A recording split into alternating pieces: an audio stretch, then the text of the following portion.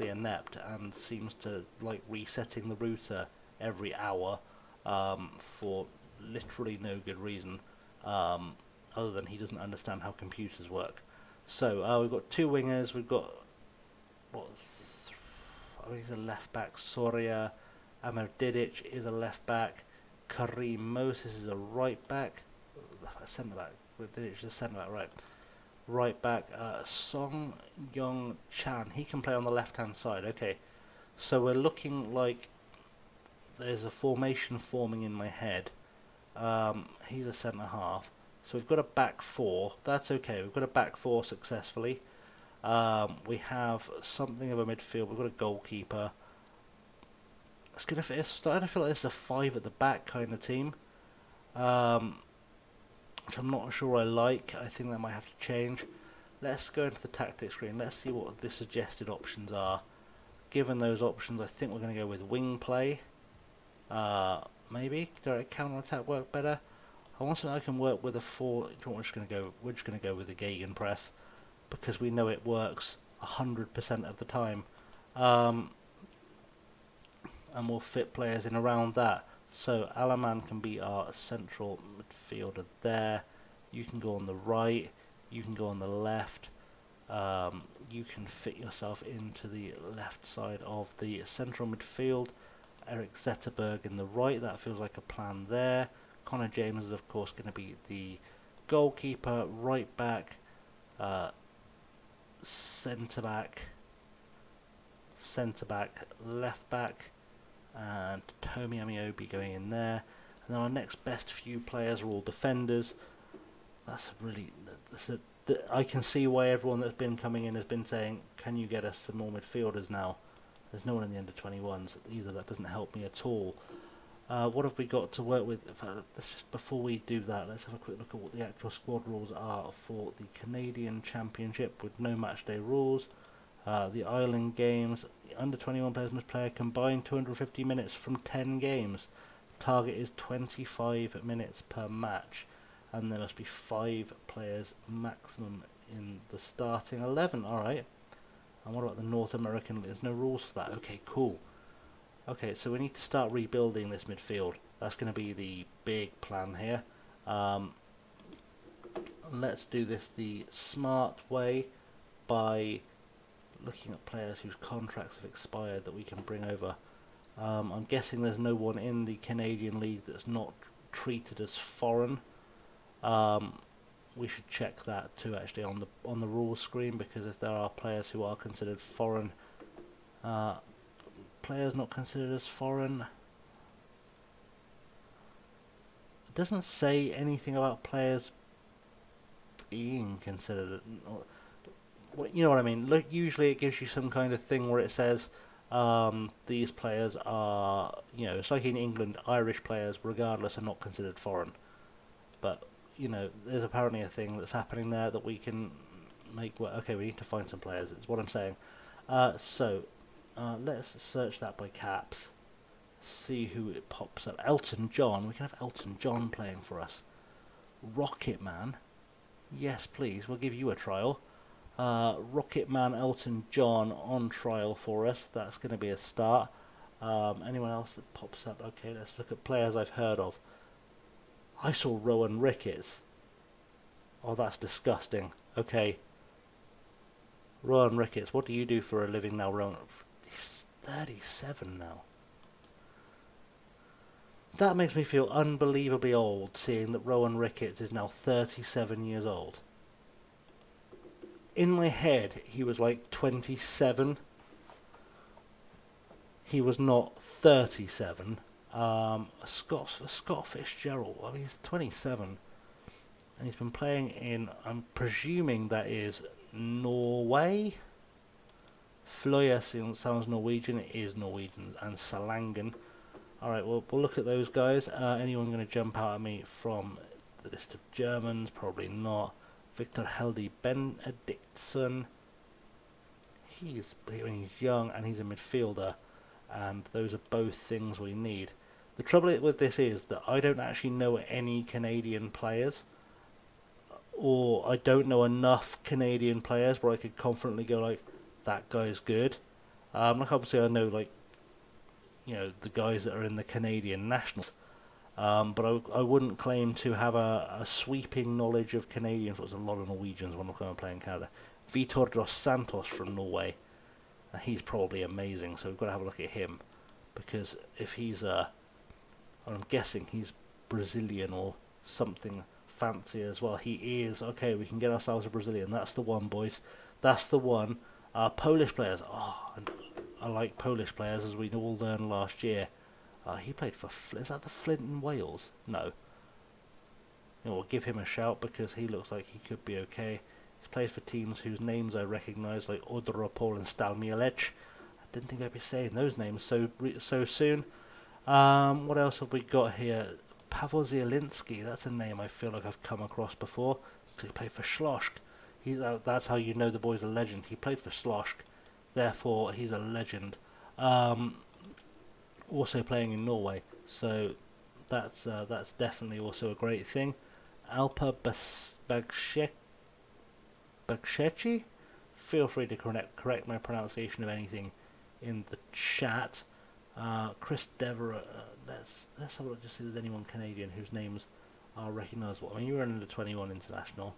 Anthony Osorio, that's a name I've come across before. I think I managed Toronto on an older version of the game and he came up a lot. Or he was in FIFA. It could be either. He could have made it into FIFA and I've been otherwise. Let's look at these guys who have under 20 or under 20 caps. Andrew Oliveira, man, that guy's got so many years on the clock. He hasn't played a game since 2008. I can't imagine I'm going to sign a guy who hasn't played a game since 2008. Abdoulaye Sia. I mean, he ticks the box of being Canadian. He's been to Europe. I'm guessing his Canadian citizenship isn't from birth. I think he's probably grown up in France, and he's from Guinea. That makes all the sense in the world. Anyone else there with cap? Oh, there's loads of people with caps here. This is a gold mine. We've tapped a gold mine. And he's a midfielder. Emmanuel Zambazis. Emmanuel Zambazis could be the 1-2. Why don't we bring him in? We'll bring Chris Serban in because he's also capped. We probably don't need any more right backs in the squad if we're completely honest with ourselves. Callum Ferguson. I could always use another striker. He played for Elgin City. He's played for Albion Rovers. This guy's been everywhere. Inverness, Caledon. Oh, this is the top quality players we've been looking for this whole time. Just hiding away from me. Must respond to this, apparently. I didn't respond to it and it let me go. Okay, good times. Aha, we have an old lady plays in the chat. Hi. If you joined before or after everything went wrong, how are we doing? How are we doing, old lady plays?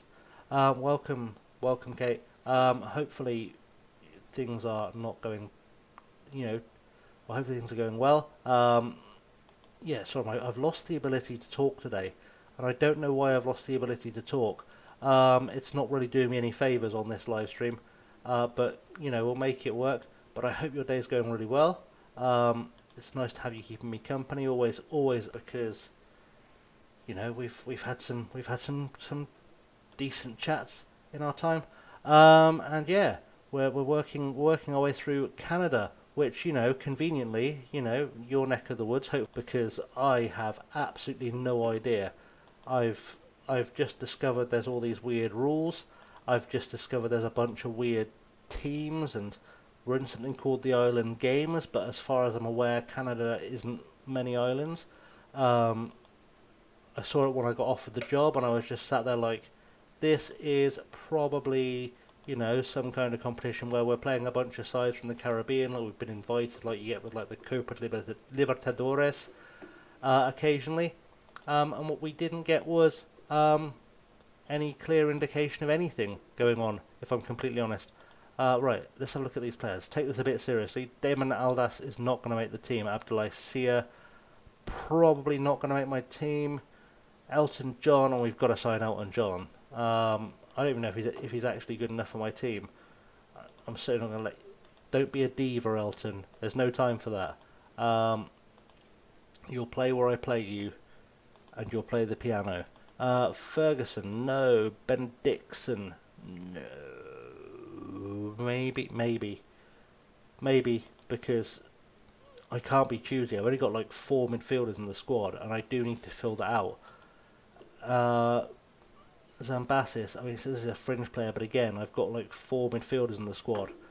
So being a fringe player probably means he's going to play a lot.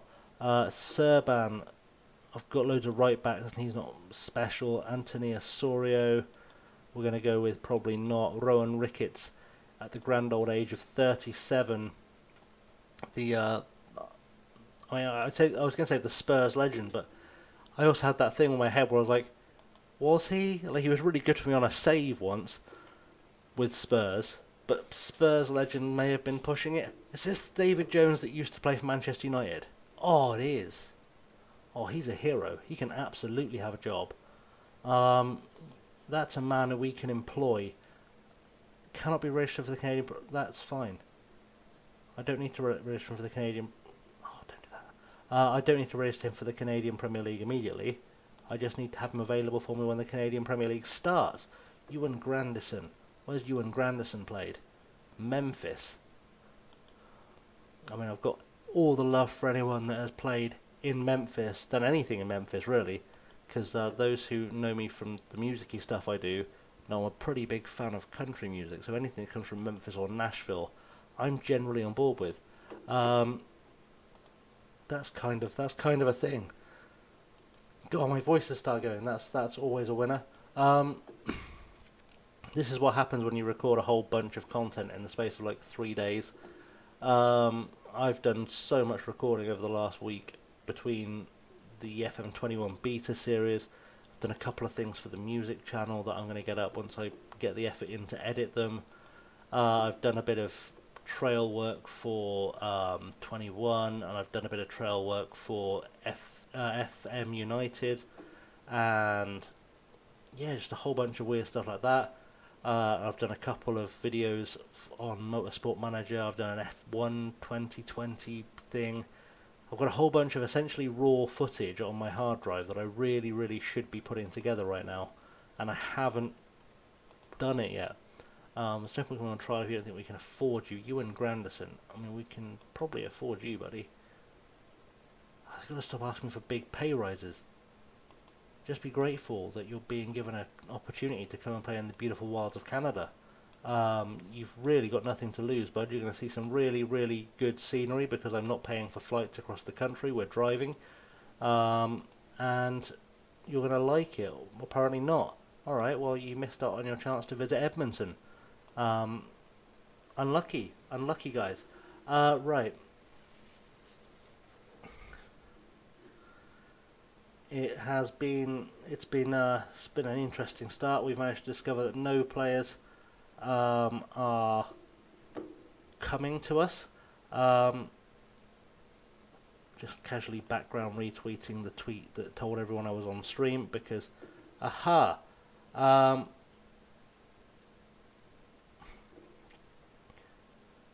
Sorry, I've just caught your message. What team with? We're with FC Edmonton. And yeah, we're yeah, I'm somewhat confused, Kate, and you're usually really good for random footballing knowledge and especially stuff that's local. So, back seating is definitely welcome on this stream because I know nothing at all about the Canadian Premier League. I'm not even entirely sure it's called the Canadian Premier League. I'm pretty sure it is, but also I feel like I've not slept in several hours. So, I say several hours, like that's abnormal. I mean, I've not slept since like 5 o'clock this morning, human time here, and that's maths in my head nearly 19 hours ago. Yeah, it's been a long day. Long day of uni anxiety. That's how the world goes. But yeah, so we're in the wilds of Alberta, which it's a beautiful part of the world. Western Sydney Wanderers have gone after David Jones. Don't you do that to me. I want hero David Jones. Can I? Can I make him do it quicker? I mean, that's... Yeah, it will be nice because I don't want to annoy him because he's David Jones and I know he's a really, really good player. Let's introduce ourselves to the squad, shall we? Say hello to the guys. Oh, the lack of B teams. Oh no, I didn't think this through. Maybe that's why I've only got like 4 midfielders in the squad, because I can only use 4 midfielders for the entire season and they're not going to get any match experience otherwise. I'm going to introduce myself to them. They're encouraged. That's mighty generous. On behalf of the team, I'd like to welcome you and look forward to playing under your management. Well, cheers, Tommy. Let's not annoy anyone unless we have to. So, let's say we're going to work on the backroom staff. They're all pleased with that. Raise our hands. Is that the one that makes people angry, or is that the one? No. Let's not do that. I think that's enough promises, because I don't want to promise too much. We need some tangible targets for the season. I think we can be really competitive. They were way too happy with that. Way too happy with that. Let's pump our fists, because that's everyone's favourite like emotion gesture in this game, I feel like. We are going to be aiming to reach the Europa League proper. Achievable. That's what I like. That's what I like. We're doing well here. We'll finalise the code of conduct. You're happy. Some guys are very happy. There's some excitement going on here. Beautiful. Let's see what the summary says. The summary says a few of the promises made a handful of players taking you up on the offer. Players are very happy with the expectations laid out. They like the code of conduct. The dressing room atmosphere is good. That's beautiful. We just need to get our managerial support up, and I think we can do that. And we can probably do that by actually having a look at our coaching staff, because I haven't done that since I got here, which is probably not smart. Right, let's look at Sean Fleming. Sean Fleming was the Canada under-19s manager taking this job. Let's find similar staff. Let's give that an edit.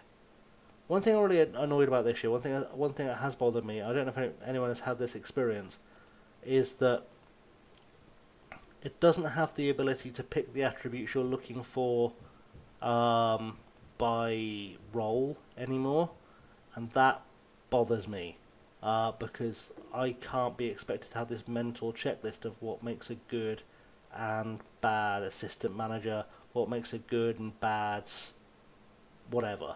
It seems unrealistic to me that I wouldn't have an idea of what I'm actually looking for in an assistant manager. Okay, what have we got here? Adrie van Tiegelen. He wants to leave his team managing in Holland. How does he stack? He looks like he stacks up quite well, if I'm honest. He's equal in judging ability, better in man management, and a better... yeah, welcome aboard, son. Welcome aboard. Under 21 manager, no son, you're coming up to the big leagues with me and you can have a big old long contract. Accepted. Beautiful. Right, that's the assistant manager position taken care of. We will unceremoniously dump the assistant manager once we've replaced everyone else, because I need someone to give me opinions. I must be able to do better on a head of youth development than that. There must be a better way than that.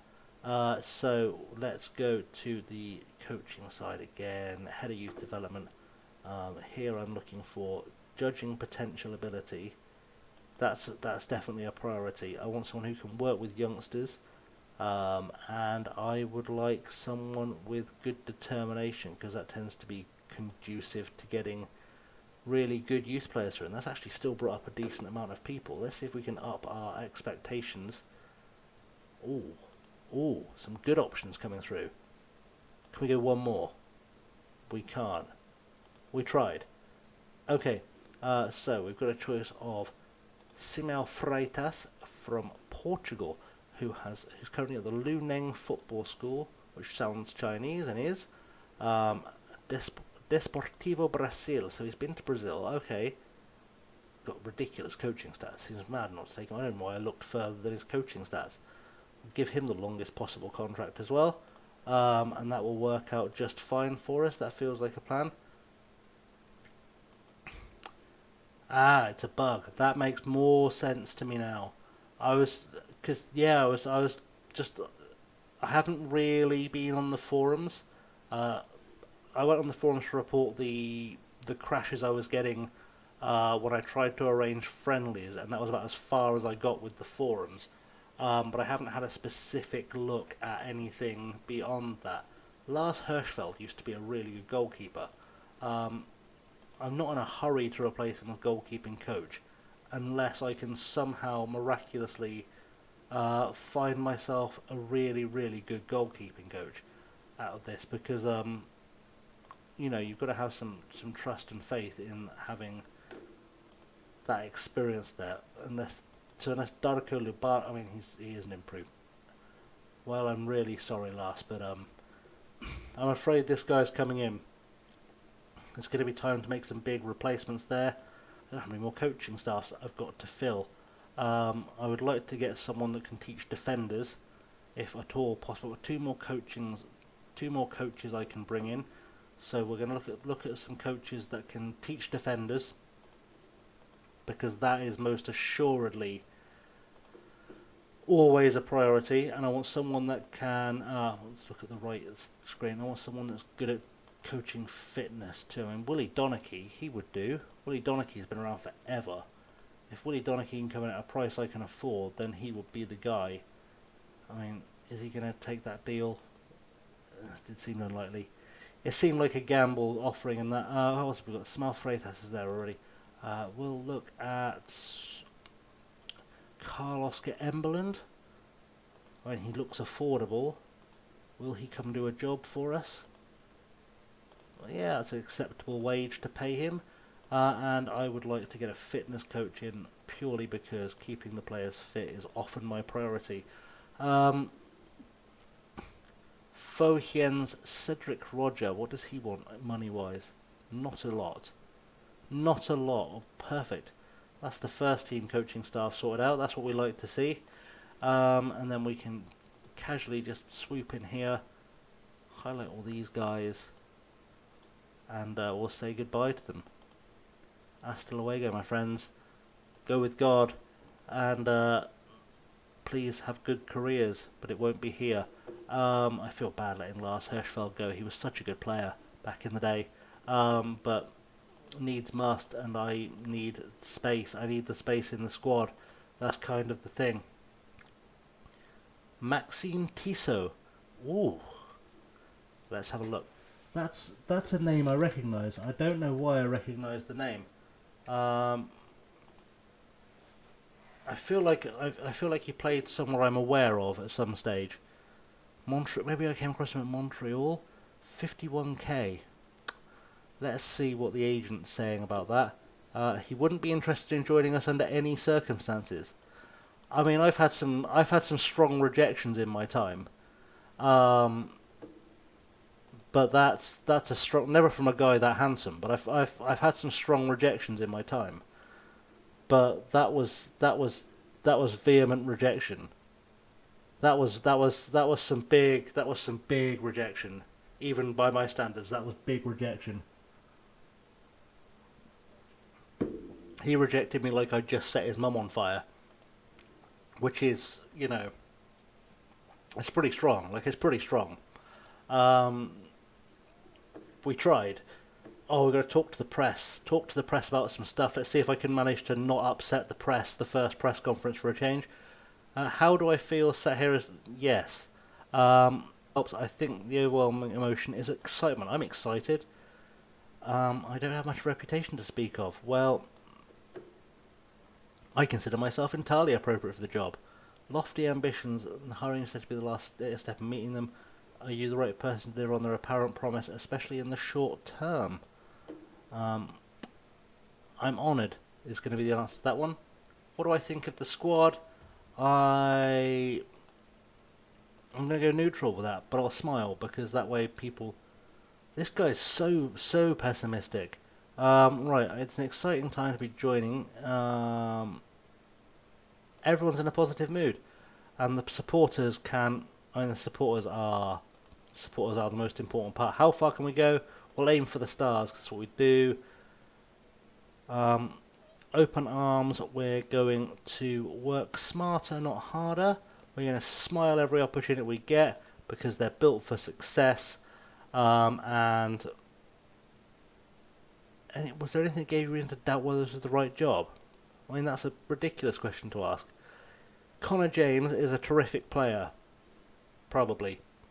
And not only will Tommy Amobi stay as captain, he can definitely help me settle in. He's the only Englishman here.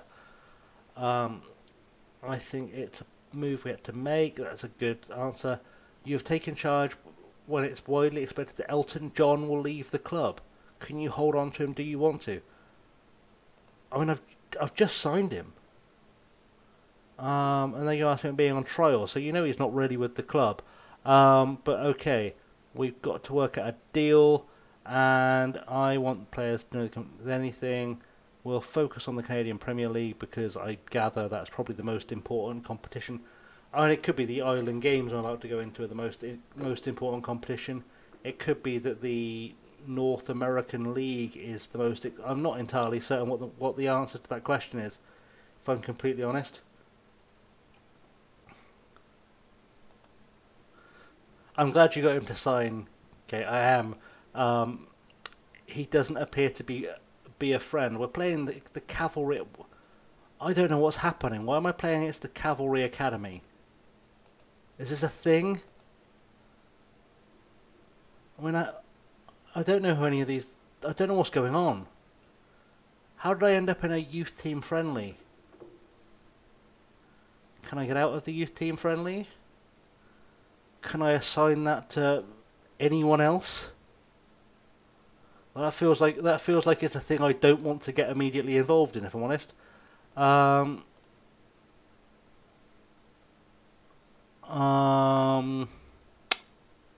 how do I not do that? I guess we're gonna play the Cavalry Academy game because unless I holiday a day, it's not gonna let me do that. Submit the team. I tried. I don't know what you want from me. Tell me what you want. Tactic. I don't know how. We're gonna holiday a day, because I genuinely don't understand how I ended up in a Cavalry Academy game, and I'm not happy with it, and it won't let me get back in, and I don't know what went on. Usually, if you back out of a team selection, you back out the team selection, and it just kind of carries on like normal, and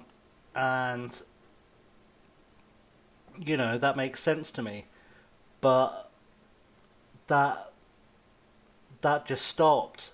I just ended up managing an academy game that I had no knowledge or interest in, or any players, and I don't know who Cavalry Academy are. Or I guess it was the Edmonton Academy that I was supposed to be managing, but I wasn't entirely clear why I was supposed to be doing that. Maybe there's an answer here that I don't have immediately. It's possible. It's very possible there are answers I don't have here because I'm sort of lost. Jim Brennan's managing York 9 FC. Jim Brennan.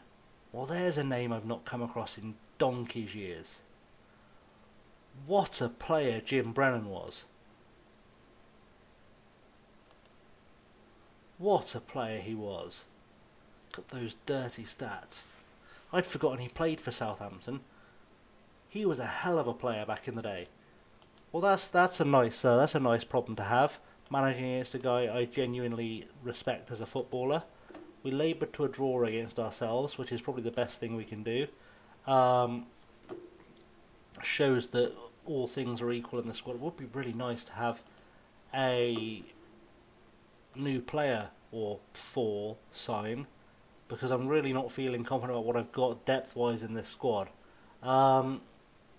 It'd be nice to have Elton John sign just so I can say we've got Elton John, of course.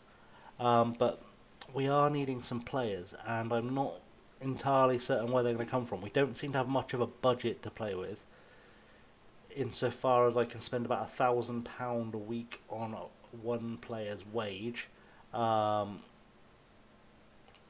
should probably have spent more time scouting by now, if I'm completely honest. But I didn't because I was too busy focusing on trying to figure out why the academy wasn't working. Let's keep that the same because I don't want to upset anyone. Groundsman asks for pitch size accommodations. Now, this is a thing. This is a debate that I've had for a while. Maybe you guys out there in Chatland can help me. I typically like to go for the smallest possible pitch because I feel like it keeps the players fit longer. I also think it makes it easier to defend at home.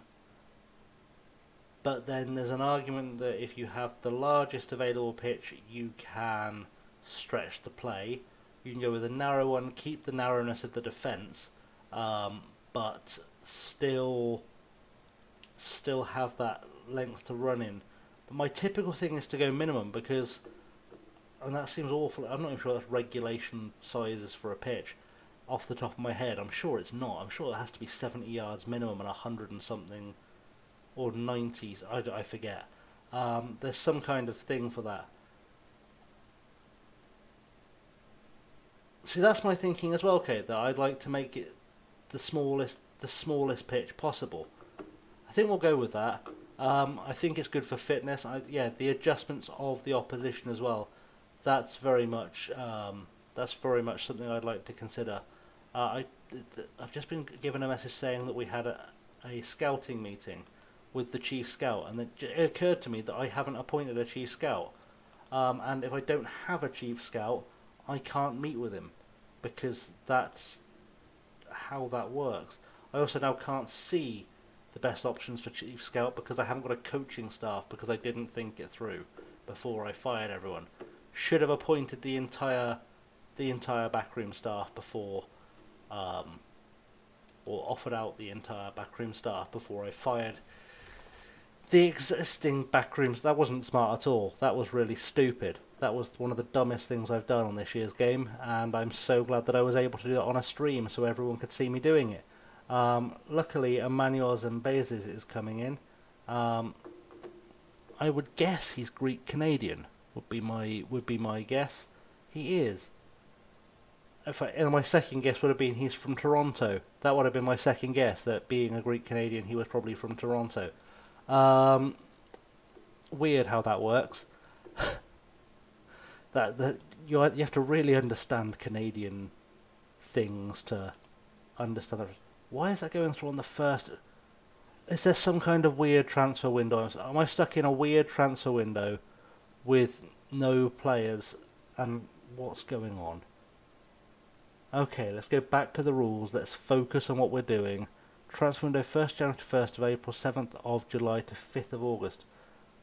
So I literally got here the day after the transfer window ended. And it's not like there's a can register unattached. Oh, we're in trouble. We are in trouble.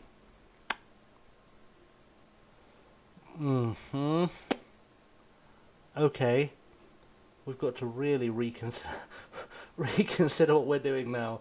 Let's take out the unavailable players. Let's see what's. Oh, that's a heartbreaker because that's literally all the squad I have available to me. Wow, I have one more central midfielder who isn't playing. Two more that aren't playing. Chance Carter, that's a hell of a name. Chance Carter sounds like he should be like the basketball star in a teen movie. That genuinely sounds like that character they're bringing for the really special episode of Degrassi. I like that. We're going to keep Chance Carter around. I'm going to turn him into a legend. We've got David Doe, which honestly sounds like a really like a porn star from Wish. Marcus Velado Segaye. I mean, he's not bad. What I'm noticing is I have a lot of wingers. No one who can play in the middle of the park. And far too many defenders. And that's a concern. We may have to train as a backup formation. given what we have, we may have to train something that works with a direct counterattack or something that offers me a natural 5 at the back like that. It's going to mean forcing some players who aren't really wingbacks to be wingbacks, but that's not the worst thing we could do. So we'll train both those formations, just because I feel like if we get an injury crisis, the only players I will have available to me are defenders. And that's not okay. Stream is buffering a little bit. I'm doing my... I don't know if you caught the explanation or not. Okay, there's a... I've had a little bit of an issue with some of the... my brain just reset then. I've had a little bit of an issue with some of the internet connection around here today. Trying to do my lectures online today was interesting at best. Let's try reducing the frame rate there, seeing if that helps. And also I've got a housemate that has a real thing for resetting the router at random because he doesn't understand how his laptop works. Which is super frustrating. I spent half my life in lectures and half my life doing IT support, and I'm literally the least technically minded person in the world. I was going to do this stream using Streamlabs, and I don't understand how to set Streamlabs up. Like, I see people on Twitch all the time with their fancy graphics and bells and whistles and things, and I genuinely have no idea how you do that. I've tried, and it's just a mess. It's just a mess. It looks a little bit like Photoshop threw up on a screen, and it doesn't function well, and it doesn't look particularly good. So that's a fun fact for you. Hopefully, I've lowered the bitrate on the stream. Hopefully that has sorted things out. Luckily, Elton John is also signing for us. He can't play till next season either, but we'll hopefully get him to stick around to entertain us with his musical stylings. But the Rocket Man is in the bag, and that I can't even keep him on trial till he joins permanently, so I can get him fit. We've got players coming in. That's good. At the very least, we know we've got players coming in January, which is only 4 months away. We have a coach finally. That's a winner. That's always a strong move. Now we can start teaching people to football, which we'd like. I'm still really curious about the Island Games. I'm tempted to look it up, but that would be really, really bad stream. I mean, even by my standards, that would be a really low quality stream if I spent time here looking up what the Island Games are, because I'm really confused, because testing my Canadian knowledge here. York's in Ontario, right? Am I correct in saying York is in Ontario? Got a weird feeling it is. But, you know, I'm also several thousand miles away, so it is in Ontario. It's a suburb of Toronto. I thought it was.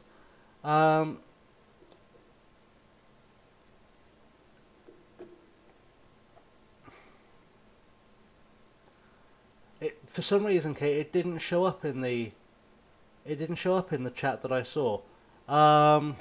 The thing about the Island Games. I think it may have been while I was having a bit of a stream issue. Yeah, like I said, the tech drama today has been horrendous. I was sat in a lecture earlier. I say sat in a lecture. I was sat watching a lecture exactly where I'm sat now earlier in my business law class, and they were explaining, or my lecturer I should say, was explaining how taxation works, how corporation tax works, and inheritance tax, and various things like that. And it comes with a lot of really complicated maths, and maths is not my strong point. I say it's not my strong. I did do time as a maths teacher, which is worrying for all involved in that situation. But I will openly admit that maths is not my strong point. And so I'm trying to follow these really complex maths, and literally every 10, 15 minutes earlier, my stream of the lecture was dropping, and I was very, very confused. I was incredibly confused. I've figured it out since by re-watching the lecture. Ah, thanks, Kate. I've just spotted that in the chat. We're reversing CPL this time because of COVID. They all went and played on Prince Edward Island. Aha! Well, that's a fun idea. I mean, you know, a necessary idea because of the COVID. But that's a fun idea. That's very cool. That's very, very cool. Having the players in a bubble on an island seems like a really smart idea.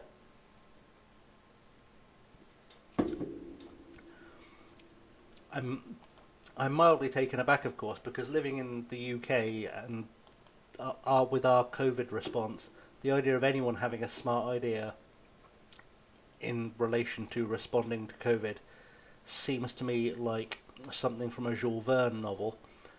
um, but that's really cool. So we're going to play another hopefully once in a lifetime competition. Then that's excellent. That gives me a little bit of hope we can have an experience here. Um, yeah, that's that's invigorated my excitement on the streaming now because I don't know if you saw anything near the start in the job hunt stage of the stream, Kate. We were looking at India. We got offered the job at Prestatyn in the Welsh Premier League, and they offered us the incredible sum of £220 a week to spend on the entire squad. Um, we got offered a job, I think, by the Police Service of Northern Ireland, and I left it on the back burner. And there was an offer, I think there was an offer that came in from China, and Brechin came in, and one of the big things at Brechin was um, solve our financial problems. And I was just there like, I know how I manage football clubs, and I am not your guy. um, I am assuredly not your guy. Yeah, the Canadian government has done a remarkably good job of dealing with. I think that's unfair actually. Remarkably good is unfair when we talk about how the Canadian governments have handled that. What they've done is a remarkably competent job when viewed from the perspective of someone who lives in a country where I can safely say solidly a third of the population seems unsure that it exists. We're going to take Brian McBride as our director of football. He's not a very good one, but he's a name I recognise. Um, yeah, I think I could safely say, Kate, you would lose your mind if you lived around here. Um, you would lose your mind with some of the things I see on the daily. It's unfathomably confusing how people can just genuinely act like nothing is happening in a pandemic, um, especially in a country that has, I think today's total took us to 64,000 dead.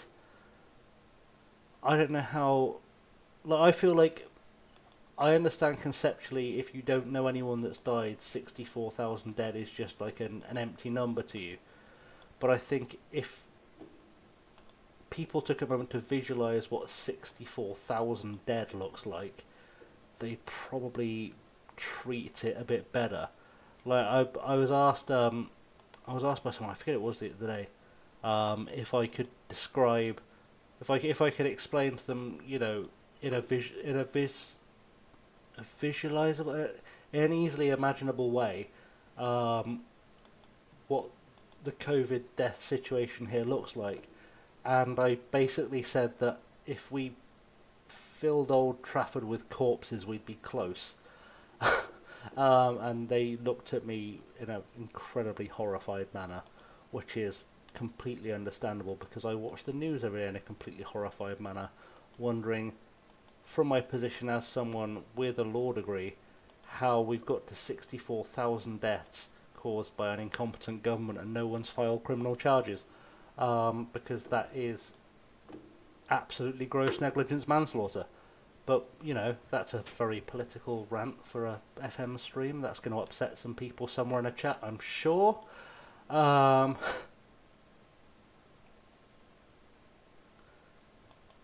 oh, I'm sorry to hear that, Kay, about your son. That's... I genuinely hope he gets better. I'll be doing the... It feels really useless when I say it, but I'll be doing the thoughts and prayers thing. I will be keeping you both in my thoughts, because no one deserves that. They say 11,000 deaths in half the size of country. See, this is what gets to me. Like,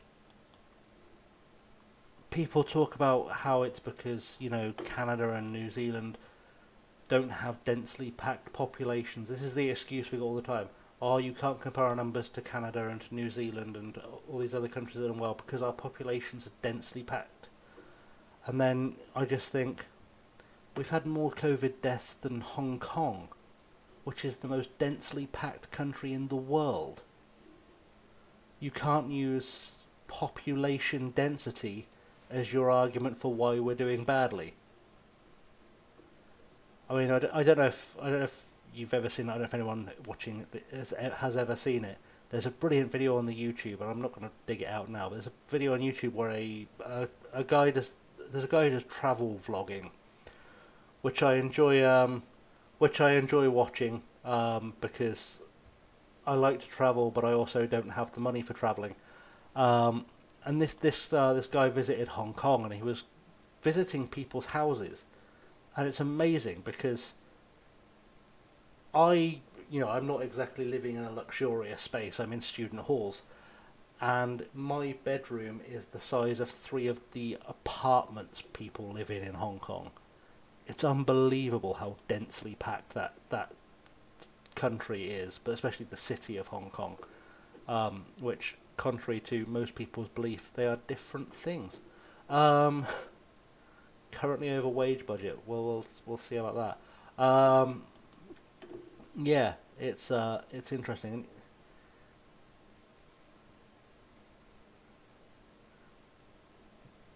The government made sure there were incentives to stay home by paying employers to keep people employed and offering a benefit to anyone who got sick. Okay, see, this is this I think is going to demonstrate the gap in common sense in various areas in the developed world. Because here, people were offered incentives to stay home. I haven't. I mean, I've worked 5 days since October the 1st. Well, since September the 30th. I've worked 5 days and I'm still getting paid full-time wage by my job. Subsidised. Well, I'm getting paid 80% of my pay subsidised by the government. And if I get sick, I think I keep that. I think if I got sick and I was working, if I was what they're calling a key worker, I think I would still get that. And so I have to assume that anyone else employed, and there were a lot of companies who kind of ruthlessly made people redundant the second things started shutting down because they didn't have the patience to wait for the backup plan, which was obviously coming. Um, but anyone who was employed during the pandemic should still be getting the 80% wage and guaranteed until the end of March. So there's the incentive to stay home. You don't have to go out and work if you don't feel comfortable doing it. Most places are shut. I mean, right now everything's shut. Everything is shut except for grocery stores, chemists, and anything that doesn't sell something essential. Although I will admit the definition of something essential has been applied somewhat liberally. There's a shop round the corner from me that sells like bargain stuff, like it's essentially like your standard 99-cent store. And they are staying open because they class themselves as essential, but the only food item they sell is sweets and the only like essential item they sell is toilet roll, but they're open like normal, and I don't understand it. We've got Davy Jones in the bag. That's good times.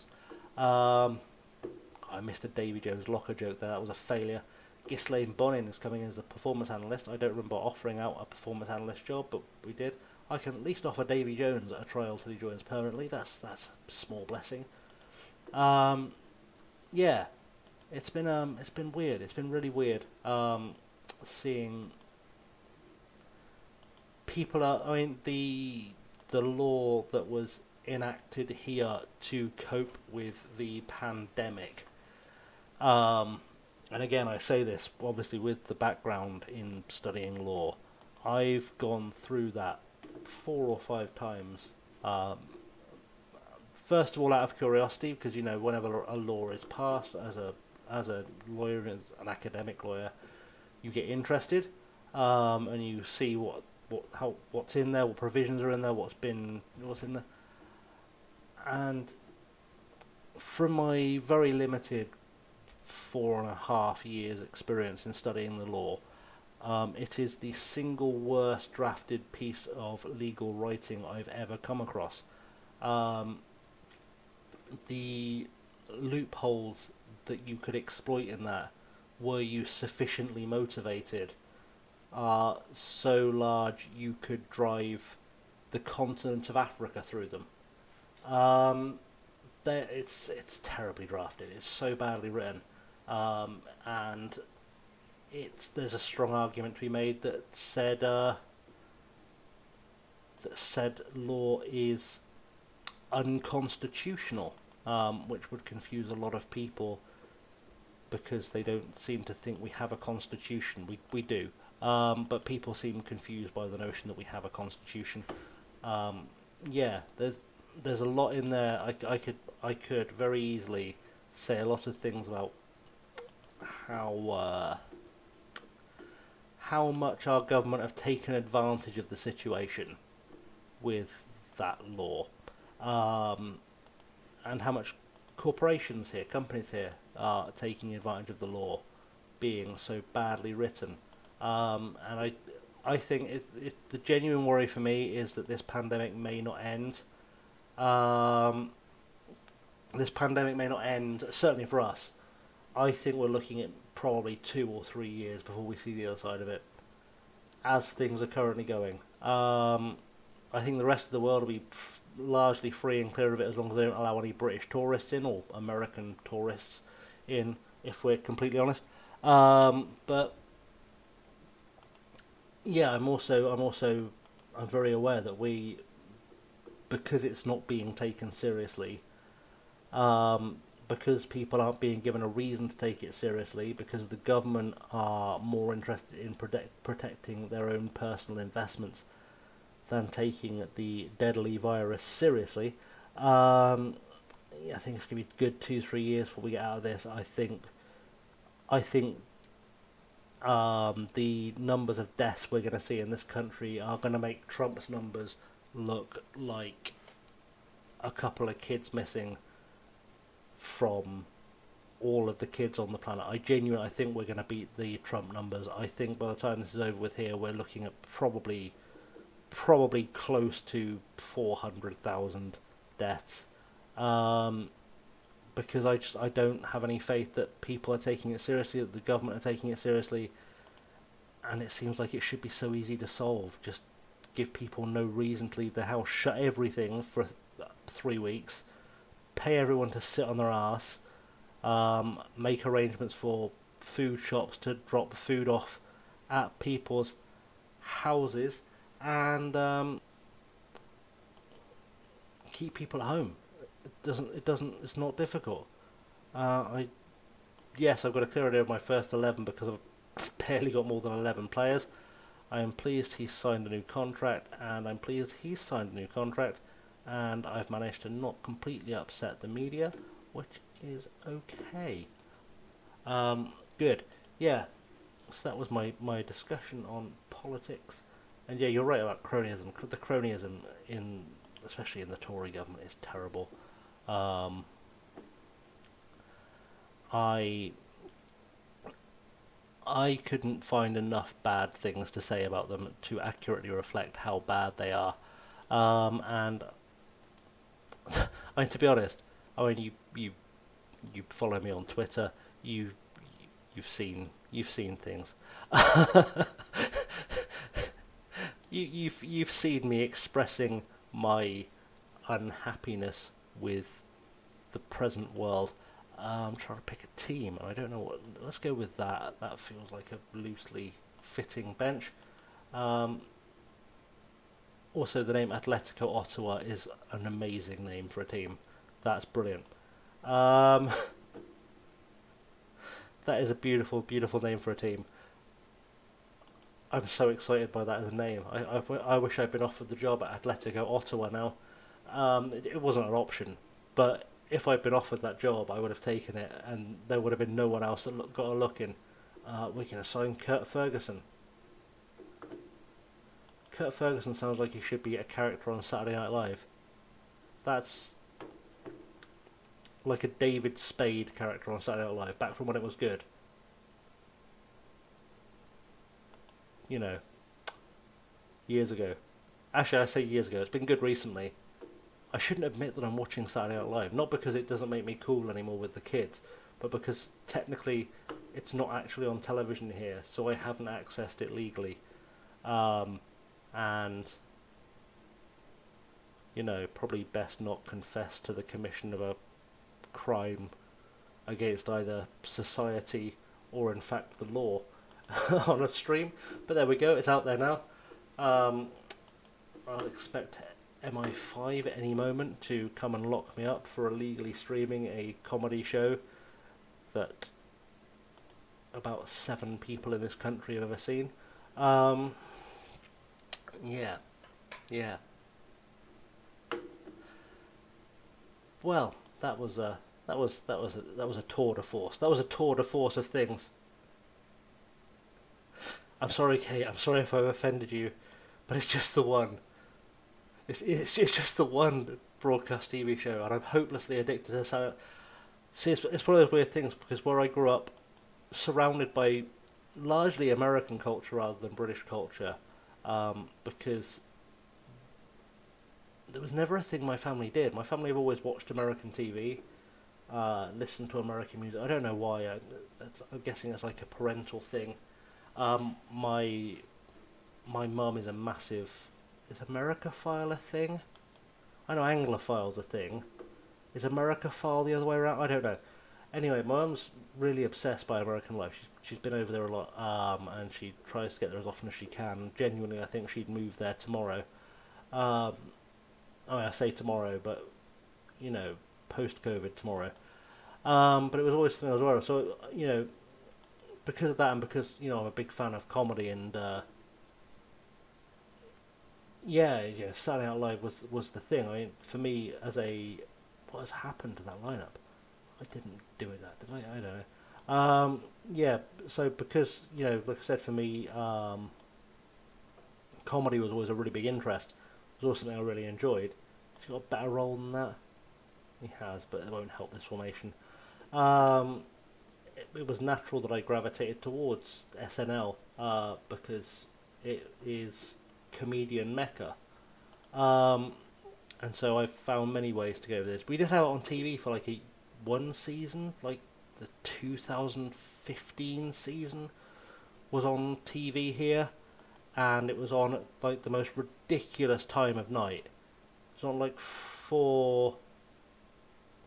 It was like 4 a.m. or something stupid, 3 a.m. And still sat and watched it because just comedy in its finest, most raw form. Let's pump our fists and tell them we're the underdogs. So this is the trouble. I don't know if that's true. That might not be true. York 9 could be utterly awful, and I'd have no way of knowing. We're about to make our debut. Can we sum up our feelings? I feel like we should redecorate this room. Um, Frankly, the piping around the wiring there is unsightly. It sort of looks like we're in a crack den. Um, I feel like there's no way I'm going to fit in front of this screen and you're going to get me in shot. but it's a special day. Um, am I excited? I am excited. Can I talk about my relationship with Jim Brennan? Well, he's a really nice guy. He's a very gentle lover. Um, doesn't buy me flowers enough, but we're working on it, and I feel like we can get our relationship into a good place. Um, Given Melee Tim Gear's lack of fitness, how long can he last out there? Well, he's got no choice but to last the whole. I mean, he's got a lot of choice. We've got like 700 centre halves.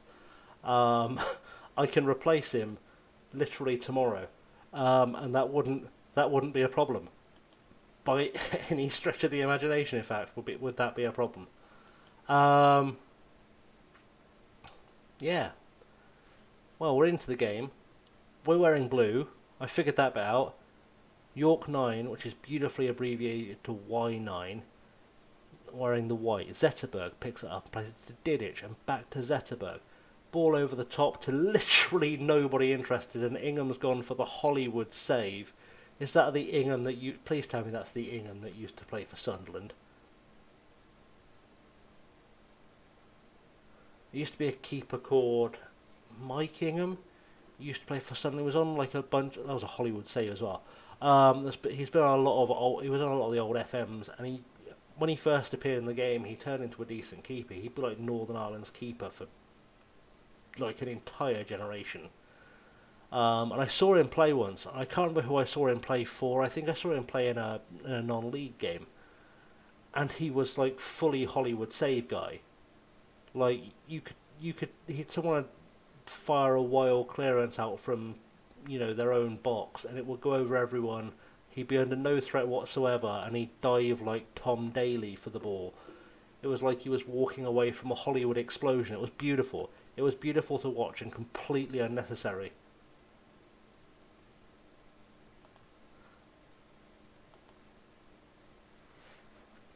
It says Thinko, the Saturday Night Live thing, they weren't showing it live. If they'd been showing it live, I'd have understood like it being at 3, 4 a.m. That would have made all the sense in the world to me. But they weren't. For a start, it was recorded. Oh, we scored a goal. Anthony Caceres scored a goal. That's a beautiful way for us to start our season. Yeah, Saturday Night Live was right here recorded a week old and shown on a Sunday morning. Go figure.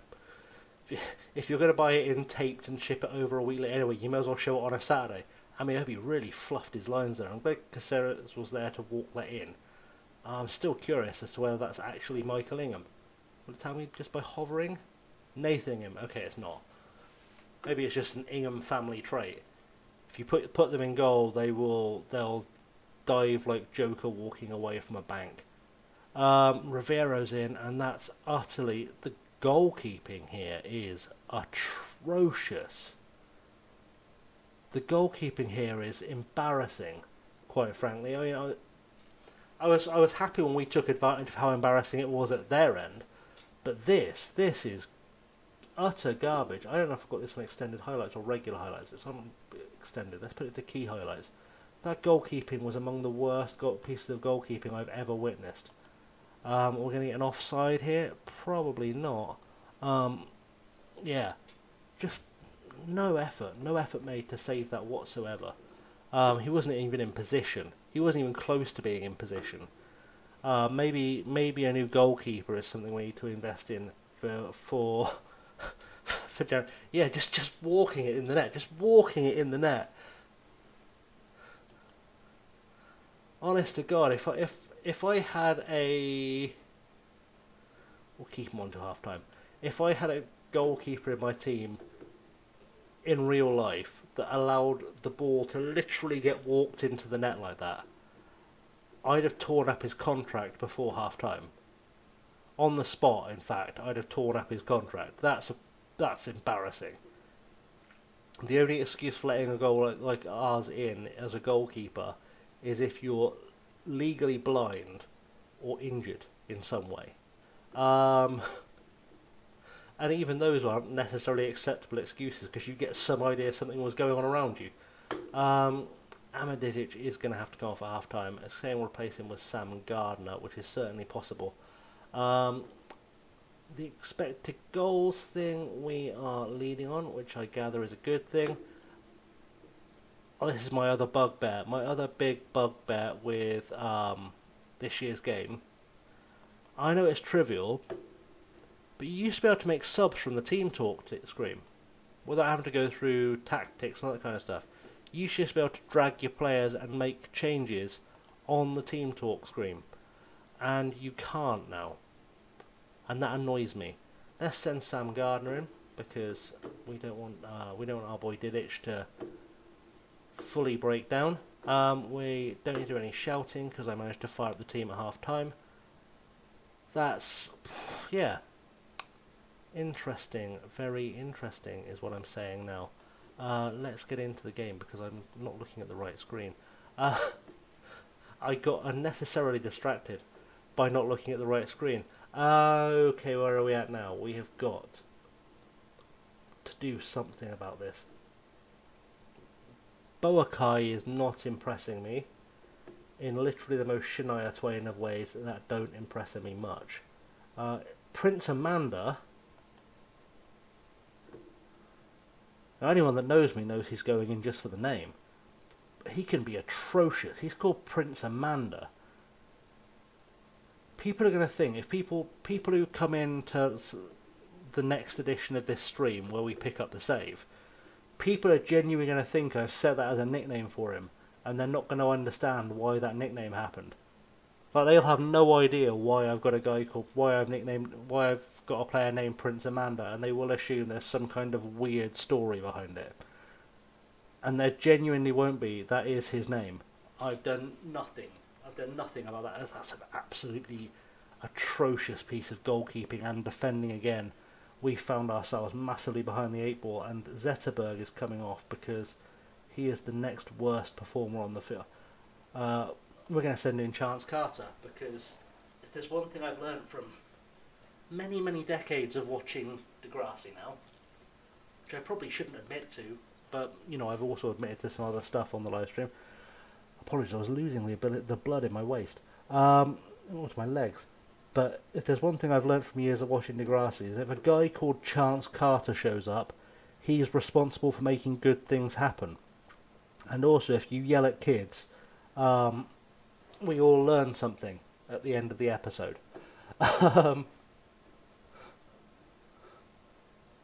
That's some weird. I've made some weird things tonight. That's okay.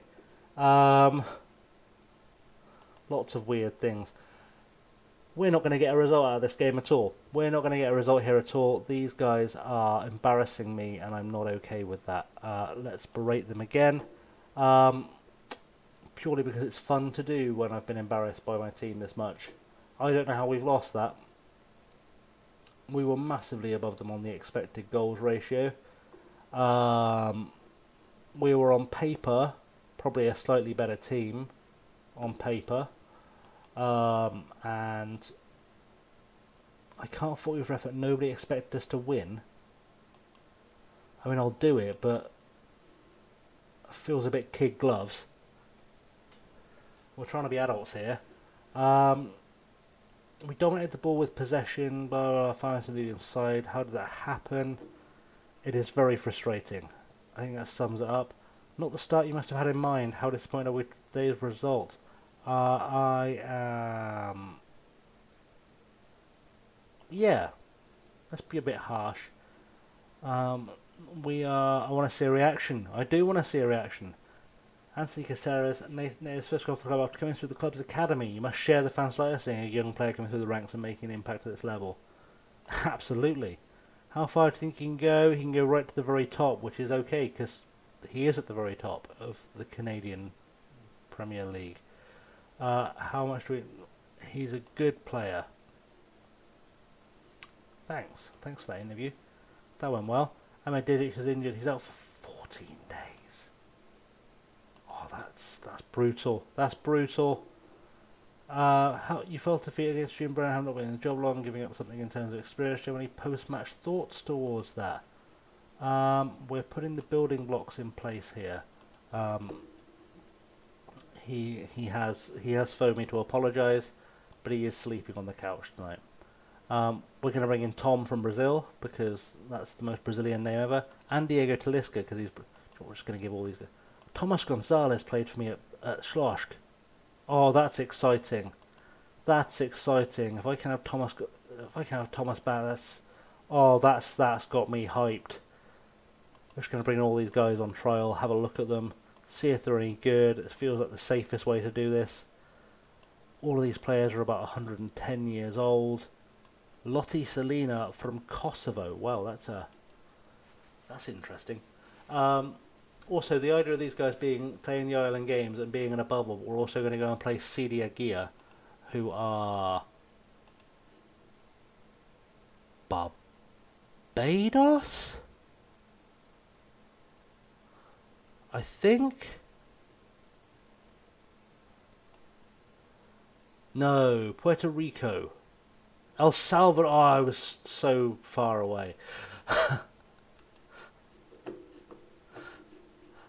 I spend so much time downloading random leagues and playing in them just because I can. I genuinely don't know why I do. I don't.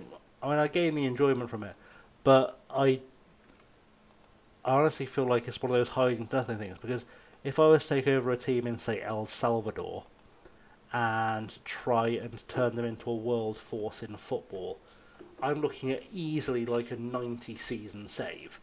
Easily a 90 season save, no matter how hard I work. But we've got players in, and these players are looking like they might actually be football. You've never watched Degrassi? Oh, Kate. Oh, Kate. I mean, I'm not going to call Justin because I like you, but I mean, really, you should look into that. The entire next generation is on YouTube, and it's embarrassing that I know that. Much like it's embarrassing that I literally have that playlist saved to my YouTube home screen, because I watch it way too much, and because every guy of a certain age, which is for everyone, yeah, every guy of a certain age that is my age who has seen Degrassi is a little bit in love with Caitlin Bree. We always will be. We don't fully understand why. It will always be a thing. To the point where I even watched The Next Class because they said she was going to be in an episode, and I watched the entire show, despite the fact that she was in like 3 episodes for a total of about 15 minutes. I can't give you a yearly wage rise. Grow up. He says, being a 35-year-old discussing Degrassi. I don't appreciate the irony of myself sometimes. When I do appreciate the irony of myself. I just don't give it enough credence. We'll take that. That's a good player. I feel like I can accept having a whole bunch of foreigners in my squad, and we'll work out who we keep and get rid of. Douglas Marquez, yes, he's 35, but I feel like this is one of those leagues where being 35 is probably not a big problem, if you have the quality, because like you can't realistically get away with signing a 35-year-old in the English Premier League. But I feel like if you sign a decent 35-year-old in, say, the MLS, you probably get away with it. Thomas Gonzalez is meeting some of my requirements. I mean, he meets the sole requirement of he came to Wrocław last year, and he was a nice chap, so we're going to keep him. We're going to keep him with us. He can become our save mascot. We'll see if we can develop him. I already offered him a contract. It was him I was looking at. Fabrizio Cagnete. Gotta Fabrizio Cagnete.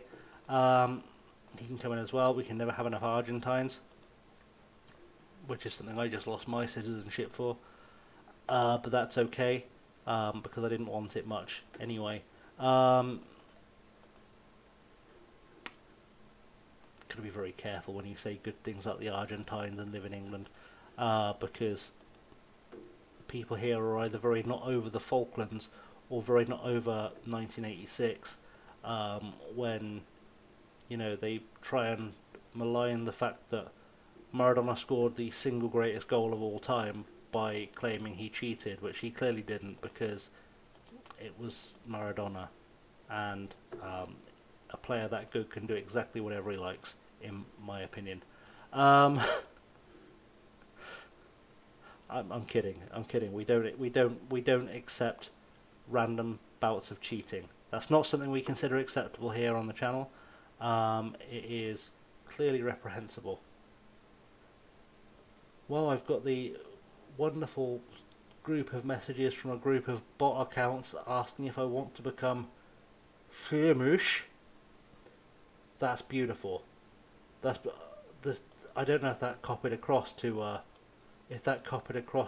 the YouTube chat. It's supposed to. I don't know if it did, but I know I'm going to paste this in the chat because, as a linguist, Kate will approve of this remarkable use of language.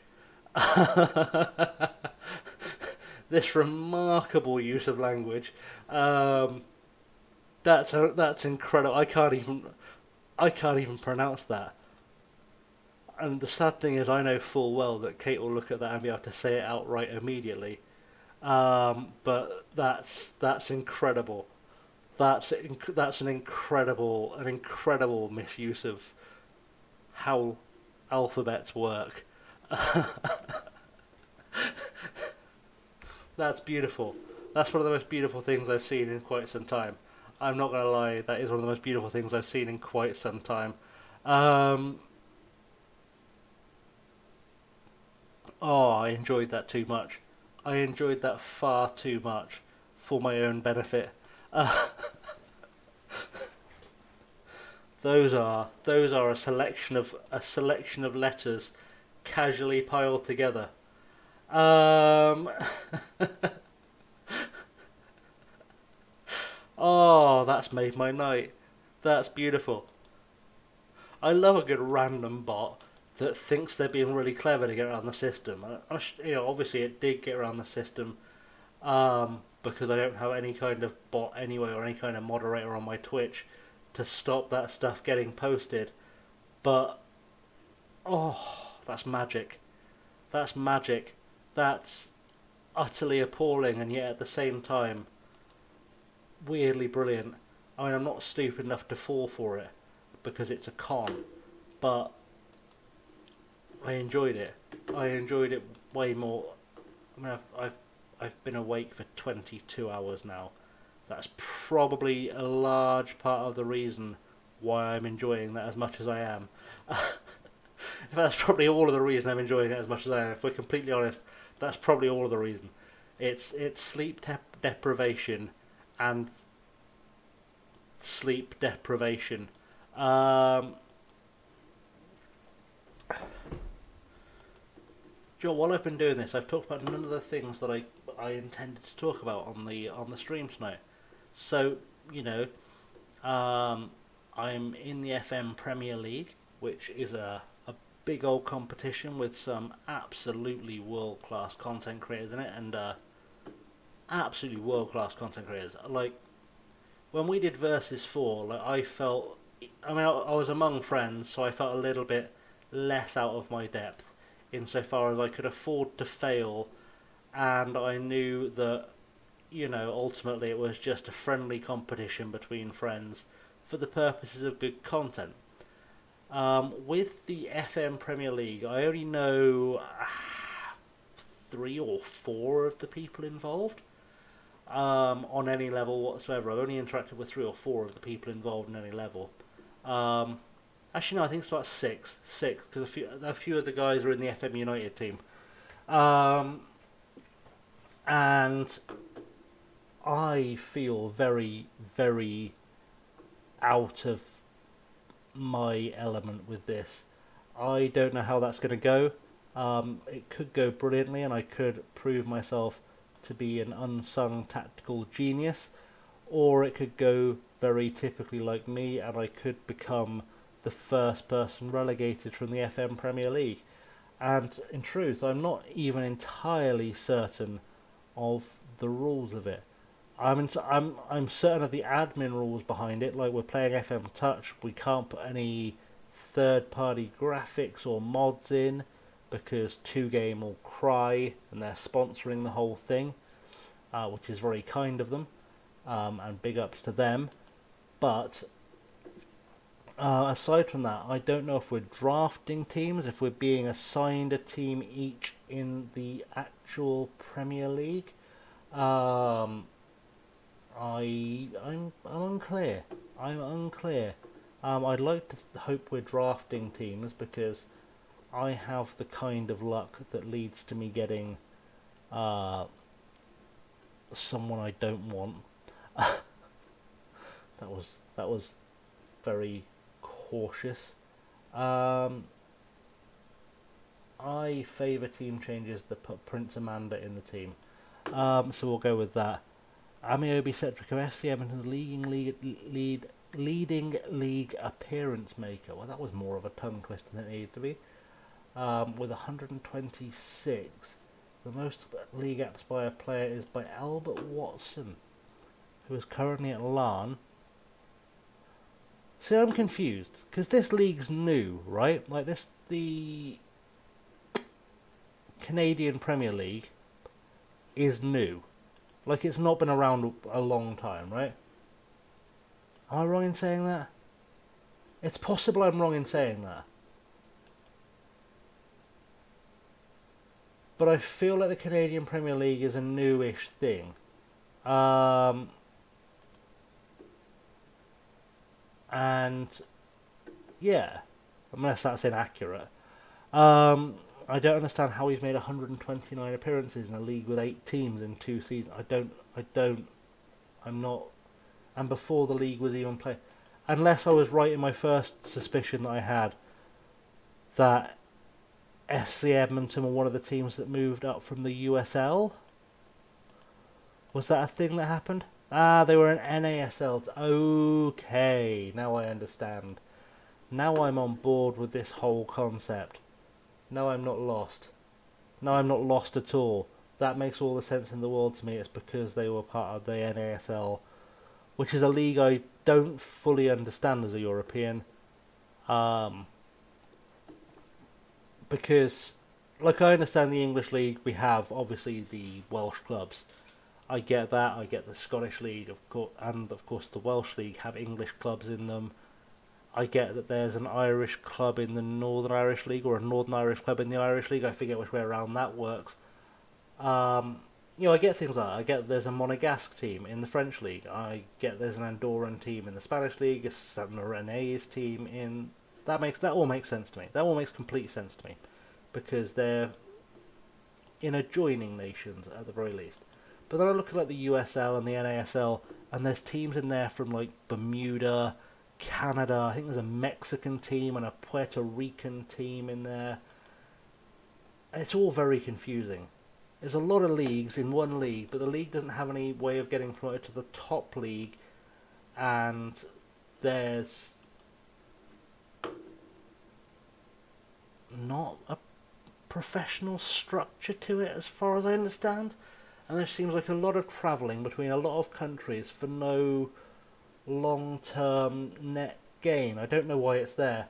But I know Puerto Rico is part of the. I understand it's part of the US, but it also has its own league and its own national team, and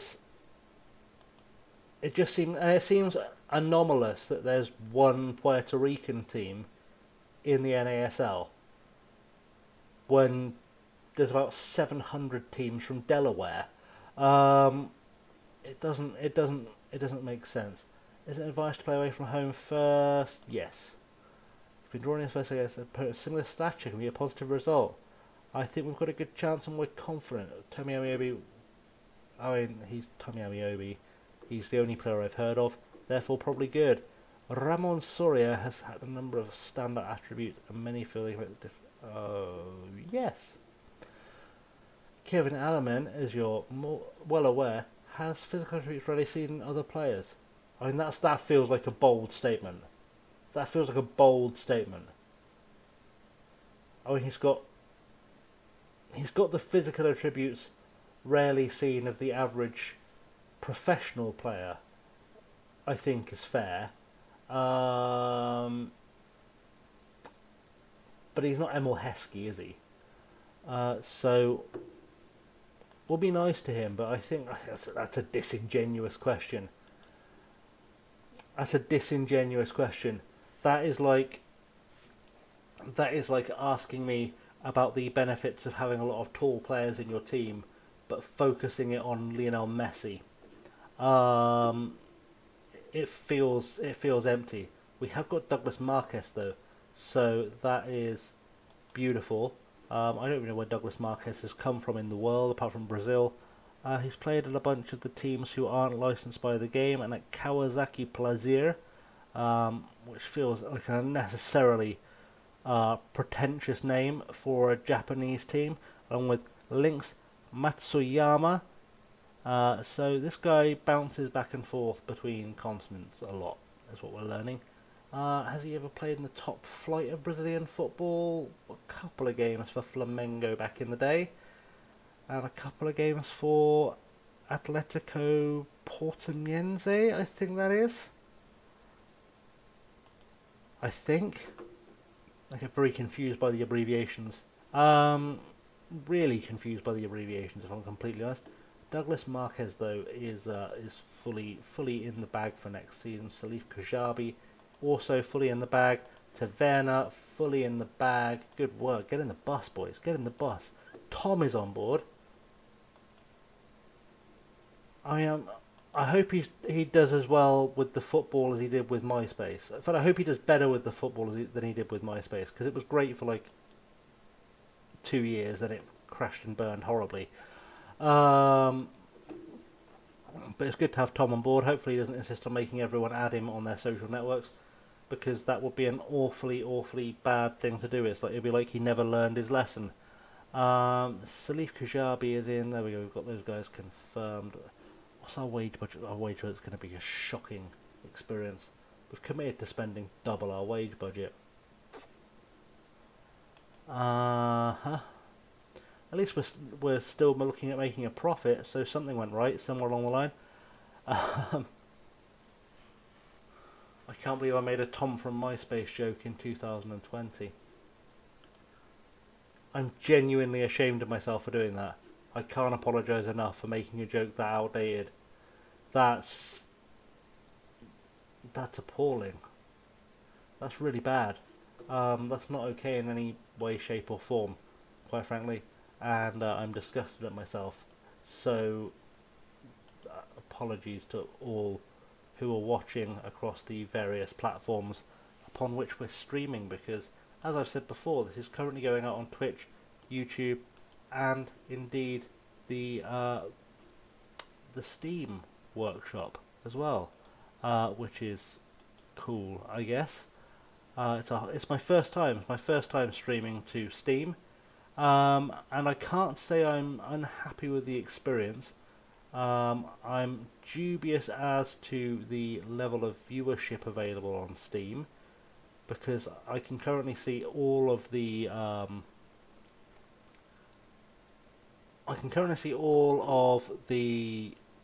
currently live FM21 streams. I've diverged from the game for a second, as you may have guessed. I can currently see all of the active FM21 streams on Steam right now, and as things stand, I am tied for the highest number of viewers on the broadcast with a single viewer. So I think it's safe to say Steam is not the future of Traffic. I can safely say I am the joint most popular Football Manager streamer on Steam at this point. So that's a moment to be proud of. but I think that's mostly because um, none of the big streamers have figured out how to stream on Steam, and also may not find it worth it because the audience isn't there. But the important thing is that I've hit the top spot in something in terms of numbers, and that's perfectly acceptable. It's perfectly acceptable for me to do something like that. I don't know why I feel like I'm just saying random words at this point. Random words in any given order for any given purpose. Which I guess is, what streaming is in its own little way. Um, let's get on with the gaming thing, shall we? Cedia Gear are the next team up for us. That's going to be quite the experience, I'm sure.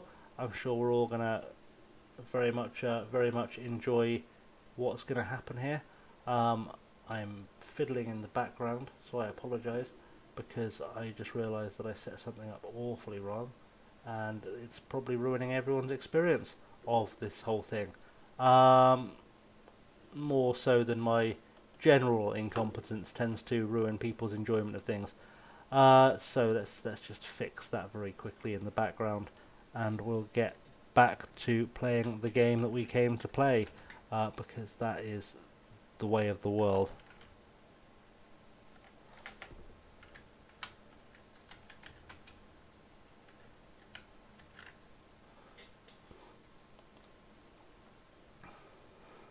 There we go, I fixed that. Casual, seamless background repairs were made, and nobody noticed a thing. That's what's important. Nobody noticed a thing. My housemate has, I am very keenly aware, lit his 57th joint of the evening, which is of course incredibly welcome, because if there's one thing you need to be doing whilst living with an addict, it's filling the house with marijuana smoke all day. I'm so bitchy tonight. So bitchy. Even for me, this is bitchy, and I'm quite well known for being bitchy. It's sort of my thing. My thing is being bitchy. It's okay, Kate. Take your time. It's all good.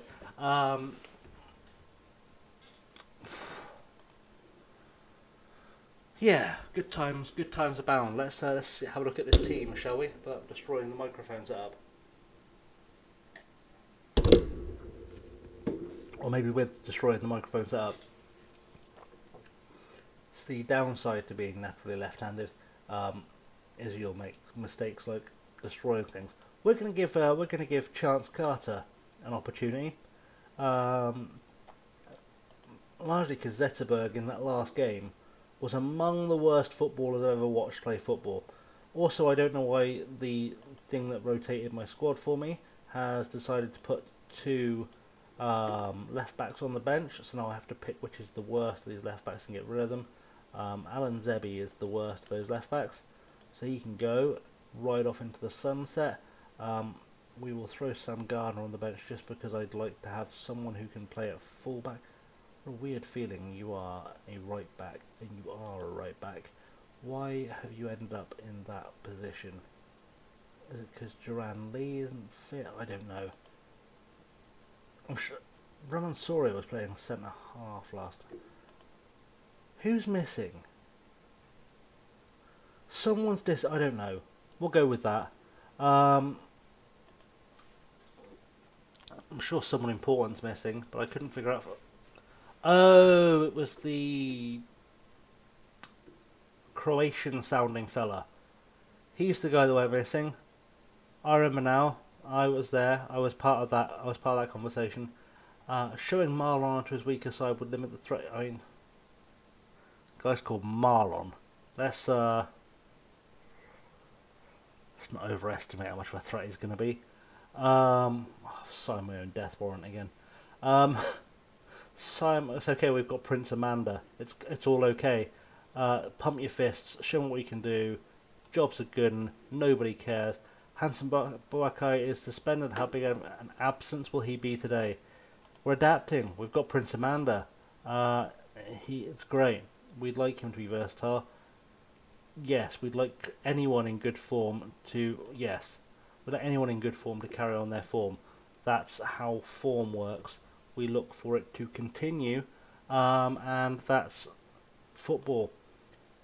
Let's get ourselves a win today, shall we? Let's get ourselves a big win. I want Chance Carter to get a hat-trick. I'd like Marlon to do exactly nothing. I would like Prince Amanda to also get himself a hat-trick.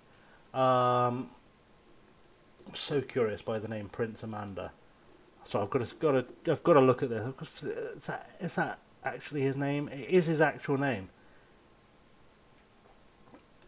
I'm so curious. I wonder if Amanda has a significant meaning in Swahili.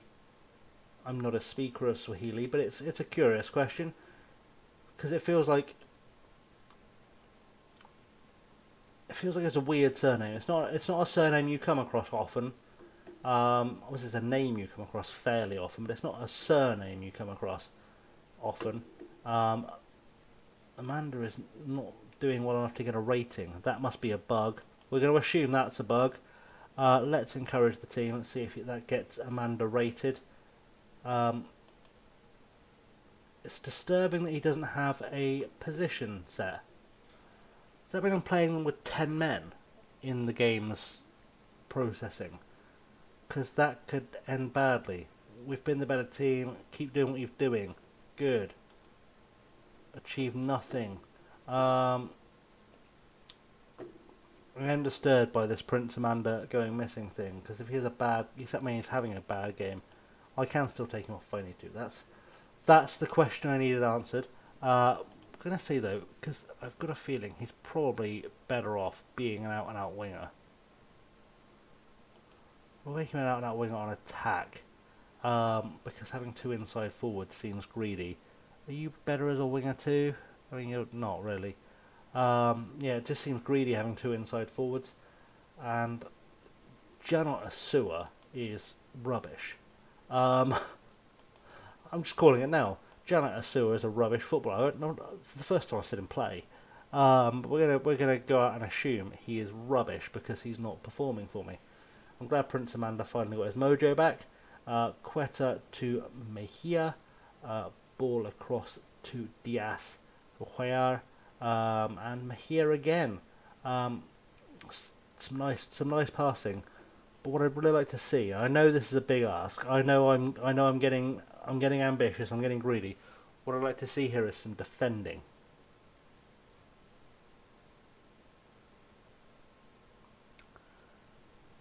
Defending? Could we try defending? Oh, bloody Marlon scored. Do you know how disappointed I am in my team for letting Marlon score? I feel like I should context this for people who maybe aren't fully aware. But typically speaking, in almost any British media whatsoever, the thick character is always called Marlon. I don't know why. I don't know why there's this weird prejudice against the name Marlon. But almost exclusively, Marlon is the thick one. Regardless of what show it is, he's always the one that's likely to, die from licking a lamppost on a cold day or something. Got ourselves a penalty though, and Tomi Amiobi is taking it, which means we can expect a miss. That's entirely unfair too. I think I've already seen him play once. It was nearly a miss. I have low expectations of him.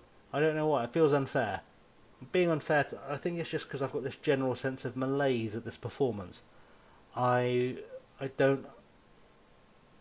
In KwaZulu, Amandla means power. Ah!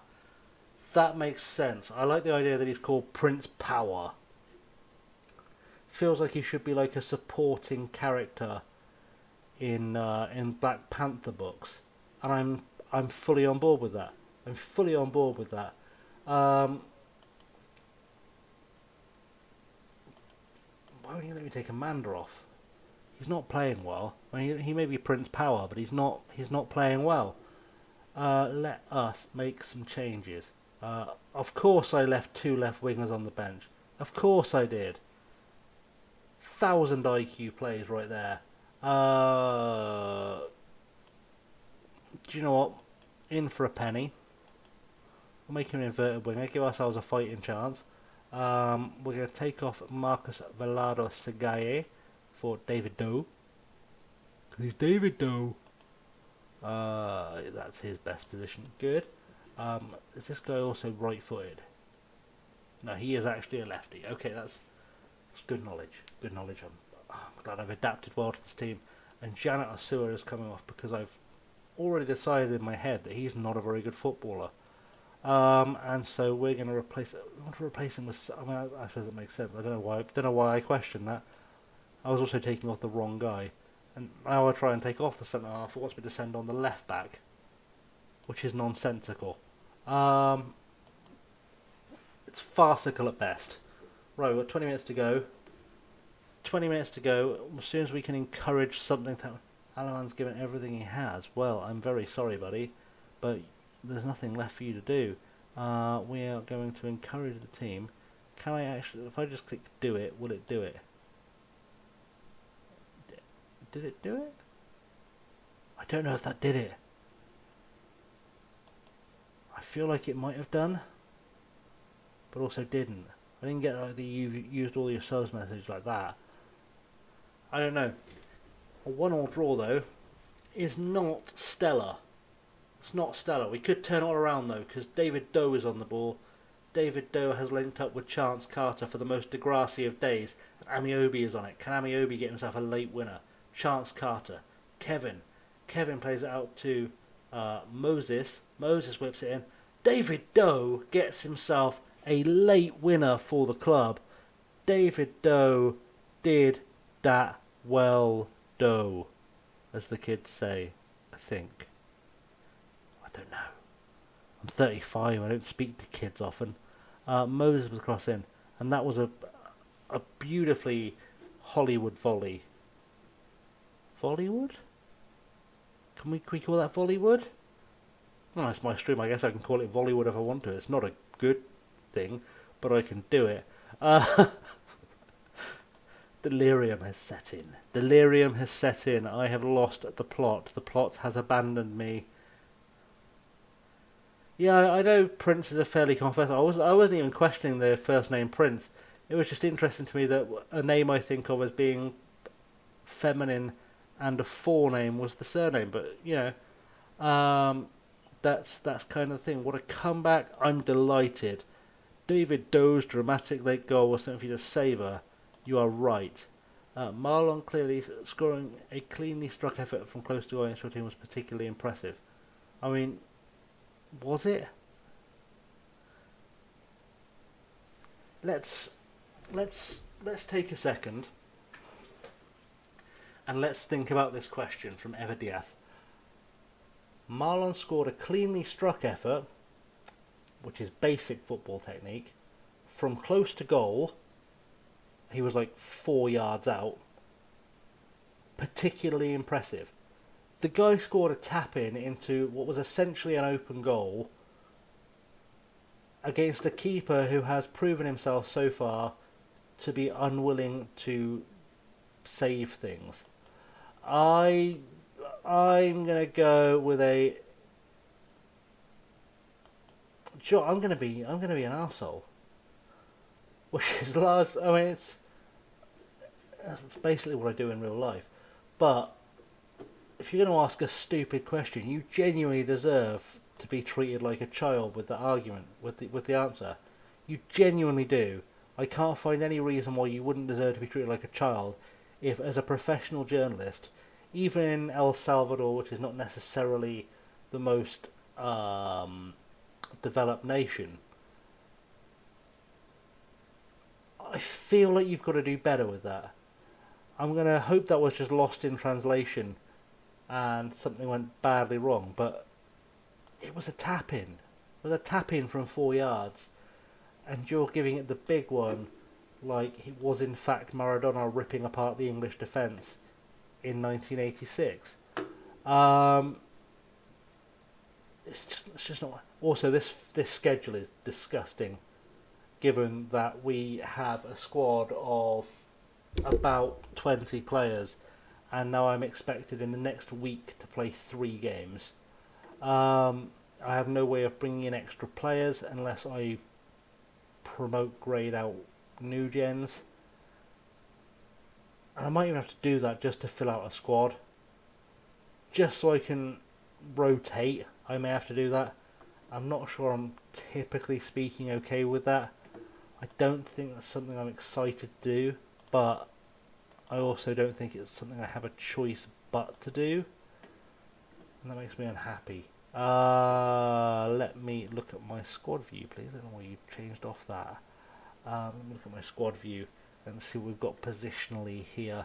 I know I've got a goalkeeper I can use. That's not an issue. I am going to, for sure, need reinforcements in midfield, which means I've got to use some kind of methodology of working out if any of these has some secret hidden skills. It's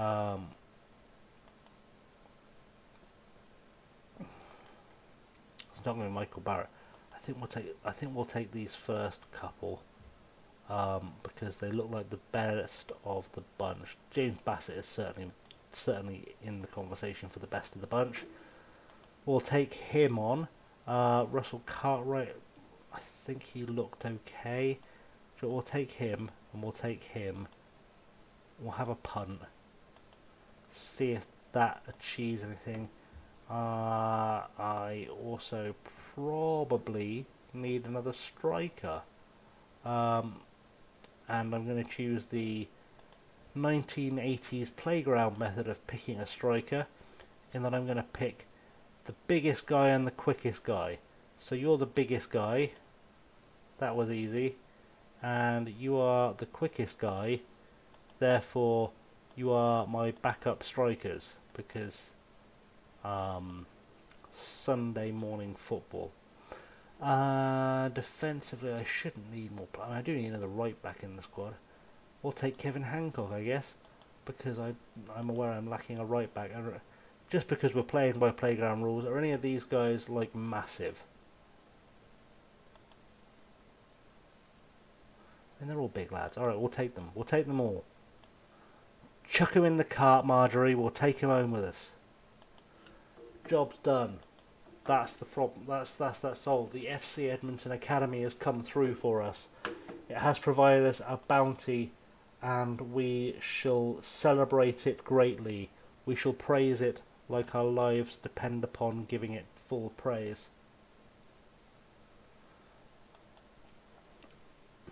I wish I'd been watching that game live in 1986.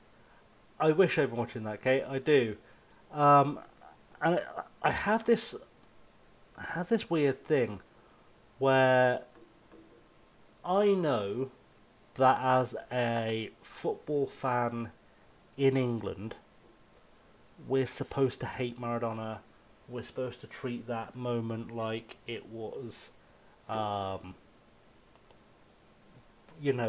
single greatest tragedy of our time. Great, I can't even bring in these players. Oh, that's outstanding. I'm so relieved. We're going to have to switch to that 5 at the back formation just so I can rotate players. I'm not even sure it's a particularly good choice for us as a club, but it's what we have. Is there some other way of improving that? There probably is, but we're well past the point of committing to this now. Yeah, we're supposed to treat Maradona and the Hand of God like it was the greatest travesty of all time, but for me, I'm a football guy.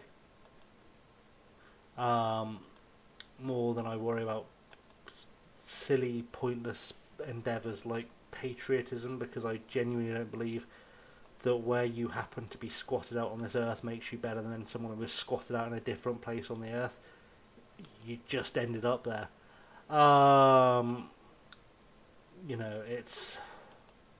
It's a weird phenomena, patriotism to me. But what I appreciated in that game, I find myself being unable to hate Maradona for that, because okay, he may or may not have cheated depending on how favourable you are towards creative use of um, things, but also that second goal was an absolute banger. No one will ever score a better goal than that second goal, and I will stake my very flimsy, admittedly very poor reputation on it. But I do genuinely believe it's the greatest goal ever scored, and I don't need to see many arguments, to be honest. What the hell is this? Is so my assistant manager makes suggestions for the team. I get that because I asked him to do it. I'm on board with that. That's perfectly acceptable. And then he makes just such poor choices, like universally poor choices. That we've got to play some players who are tired. I get that, but I've only got one wing back in the squad, and you'd think he'd be the one that you pick. And you also think maybe we'll put a right back on the bench because that's smart. We've got wingers, striker, midfielder. It's literally the best I can do. And even then, half this squad is exhausted. I think we have to make that a swap. We're going to have to put him in for Kevin Alaman because I can't have a player with a yellow heart. Because he needs a doctor. If your heart has gone yellow, please seek medical advice. We're going to put him on for Mele Tenguia. That's what I was looking for. Because Soria is going to collapse probably at a moment's notice. There's not enough depth in the squad. There's a really worrying lack of depth in this squad. And I'd like to address that. So I get being proud of the things that the country does and accomplishes, but it's I know I don't have to explain this to you, Kate. That's not the patriotism I'm talking about. It's the idea that being from somewhere makes you better than someone from somewhere else.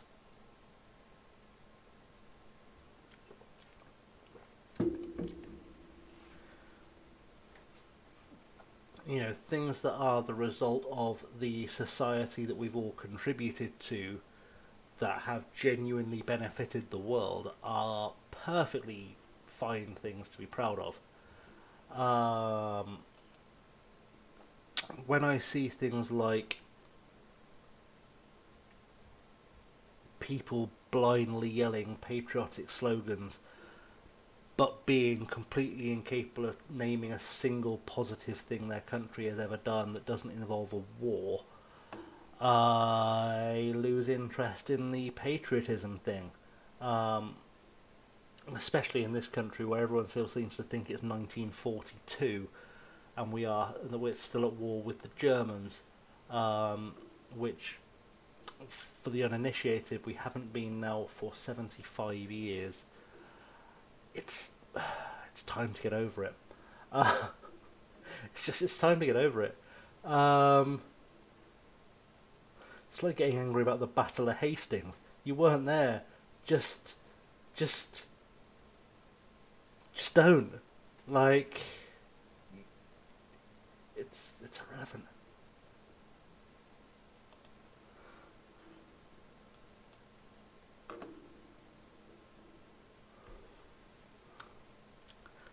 I feel like someone's going to clip that and they're going to show that to the seventh armchair division known as the Flying Gammon, and they're going to get ridiculously outraged and misspell my name 400 times in the same sentence, even with it written in front of them on Twitter, um, which is always fun.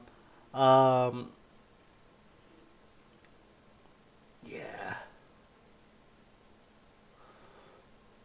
it's fine. They can do it on Twitter, but as long as they don't show up near me, because I'm not worried about them getting physically violent.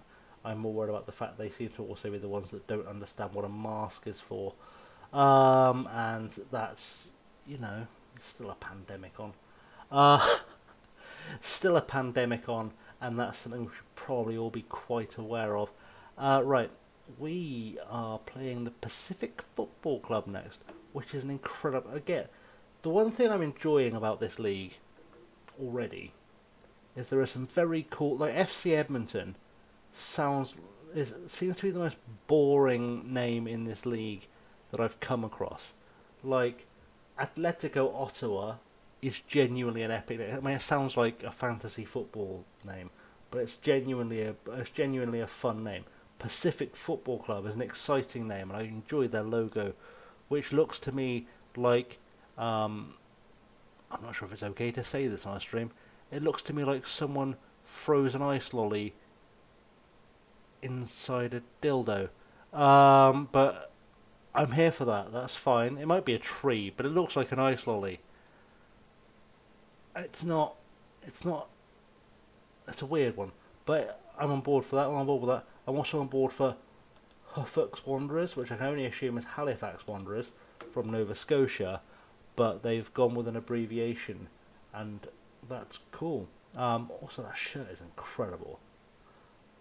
I want one of those shirts. I'm going to have to look into the purchase of a Halifax Wanderers home shirt because that's genuinely incredible. That's a genuinely incredible shirt. Valor FC and Forge FC. These are cool names, and I'm okay with that. That's what I'm saying essentially. Is I'm okay with cool names. I'm very sleep deprived. I'm gonna judge a team by their cool name. And also I'm gonna do a quick Google search for a Halifax Wanderers shirt because then I'll remember when I wake up in the morning to actually take a serious look at ordering it. Because otherwise my brain will fail. Because I want that. I want that so badly. I'm coveting shirts. To be honest, that's slightly healthier than my usual shopping habits. So during the last lockdown, I think I've mentioned this before. During the last lockdown, I got a little bit bored and spent far too much time and money, but mostly time, shopping on the internet. And I now own somewhere in the region of 20 pairs of shoes, more than I need to. Who's this guy saying I'm not using? Probably Raul Tito. I mean, it's not utilising him properly, and I understand the argument, but I can also make this strange argument, but the argument that I need to, oh, yeah, we're going to rest the players. Is Raul Tito even in the team? Did I put him in the team? I don't remember putting him in the team. I didn't. I've gone with the rotation. Of course I didn't. That's fine. He can sit out the game against Pacific FC. They might be a good side. They might not. This is the fun of playing in a league you don't really understand.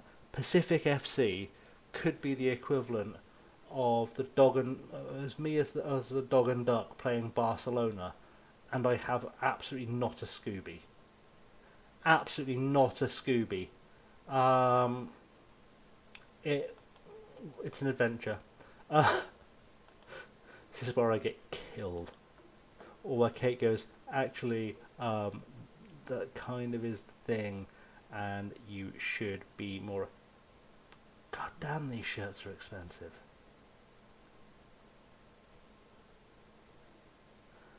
That is. Maybe I did the currency conversion in my head wrong, and I'm gonna paste this in the chat and trust Kate's judgment on this, because she'll convert that number far quicker than I will. But that's a lot of money for a football shirt.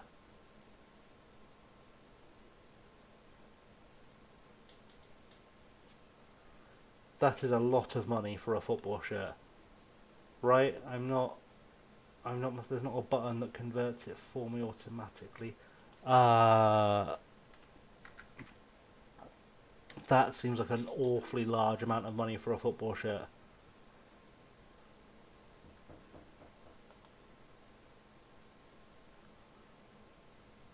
I'm going to do a quick conversion in the background because I'm genuinely curious by that. That does seem like a lot.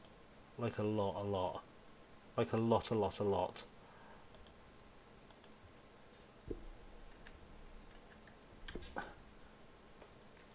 £68. £68. That's... You can buy a Barcelona shirt for that. Like, I'm not, it's a beautiful shirt. I'm not disparaging the Canadian League in any way, shape or form when I say this. But that's an extortionate amount of money for a football shirt. That's actual, that's not even with shipping. That's extortionate.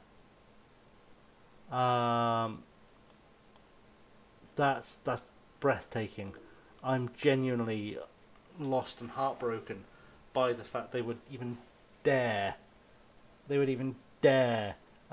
charge that for a football shirt. That's...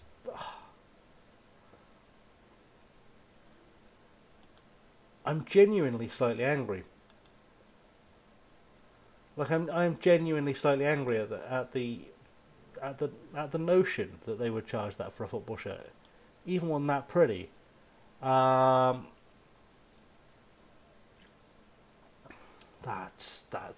blown my mind. That has blown my mind.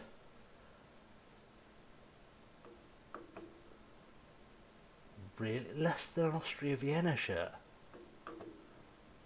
That's crazy. That's what has happened. So, like,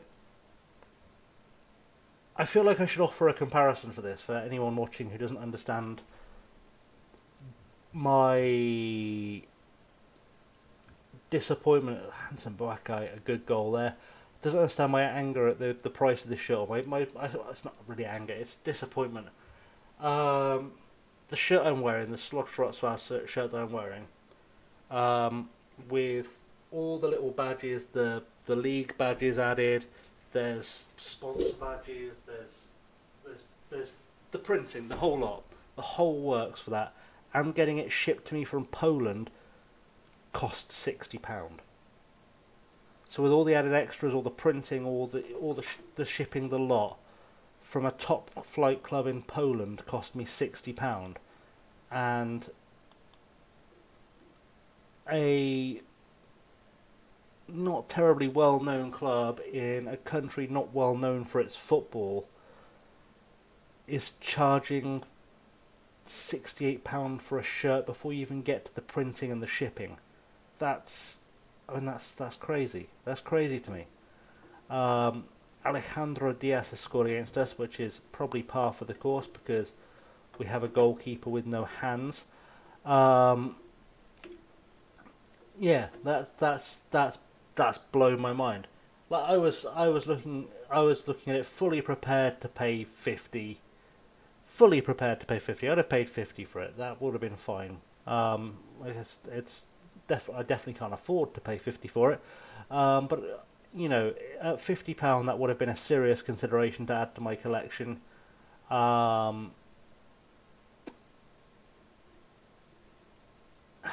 But once you add in shipping, and I'm a bit of a whore for printing as well, you're probably looking at the best part of £85–90 for a shirt that would be an interesting conversation piece down the pub if I could go, but really doesn't offer any more than that. That may even sound slightly snobby, but I think the people watching understand what I'm saying. Is that that's too much. I mean, actually, even contextually, even if we put it in the context of Canadian sports, I have a London Knights jersey, who are, for the uninitiated, a hockey team. I have a London Knights jersey, and that cost me £60, including shipping once it was converted. And that's you know, and it seems like that was a utterly disgusting goal. I'd say that was awful, but I think I'd be underselling how bad that was. That was laughable.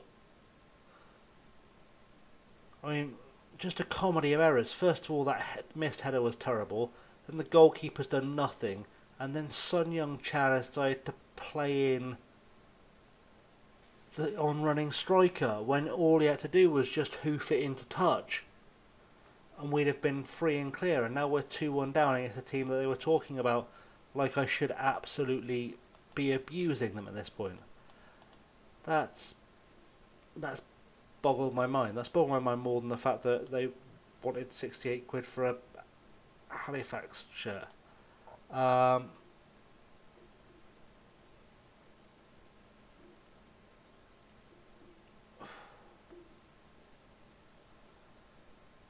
Yeah, I get COVID is added to them needing to raise money. I understand that. It's just, and maybe again, this is the perspective of being an English football fan. But fans are already priced out of the game as it is, and I think when you're pricing them further out by charging that kind of money for the basic elements of supporting a team, you've gone too far. You've gone too far. You've got maybe a little bit too hungry for money, and you should be finding other ways of raising that finance or of balancing the books. But I get it. I don't want to see footballers out of work either, and I don't want to see office staff out of work. But I feel like there's a conversation to be had there, and yeah, having to pay extra taxes on it that's even worse. That's mad, because I don't understand how taxes aren't included in the price. And yeah, the Knights are a junior team. That's yeah, I get it. I get the Knights are a junior team, so that reduces the cost. I get that Halifax are the only team in Nova Scotia, which is understandable because I know this isn't true. The thing is, I know this isn't true. I don't know why I'm about to say this out loud, but I've gone down this road now. But in my head, Halifax is the only thing in Nova Scotia. And I know for a fact that's not true. I've seen it for myself. It's not the only thing in Nova Scotia. But in my head, it's the only thing in Nova Scotia. Like, it feels like, yes, it's the only team for thousands of miles, but also it's the only place for people for 1,000 miles. Thousands of miles. And I know that's categorically not a fact. But also in my head, it's categorically a fact because confirmation bias or something. It's not an explanation I've done well. I have upset Canada. I've also got very upset with this goalkeeper. We're going to send Prince Amanda on though because Prince Amanda is our hero. That was a hell of a shot. It was ambitious. I'll give him that. That was ambitious and probably more wayward than it needed to be. I'm going to make that quick swap around of putting Alaman at top, and we'll move Moratozzi back because that feels like he's probably better there. I'm really struggling to rotate this team now. Keep an eye on the fitness, be prepared to act appropriately. Well, I kept an eye on the fitness and I acted appropriately. This is not going well. Can I berate them more? Is it fair to berate them? I don't know if it's fair to berate them, and they seem to have responded. Because it feels like something we should be winning. We're going to go attacking. Coherent tactical structure. That was utterly terrible defending. Utterly terrible defending. I had to pick some kind of thing that would allow me to rotate the squad, and this probably wasn't the one, if we're completely honest. In fact, I think we can safely say it wasn't the one, because what we have here is an utter disaster. I'm not doing myself any favours in displaying myself as a tactical genius here. What I'm doing is stressing, and such is the beauty of Football Manager. I'm very aware on a meta level that I'm really anxiously stressing about the performance of a large group of pixels in a video game which has no bearing on my general life, and yet I'm still really frustrated. Like,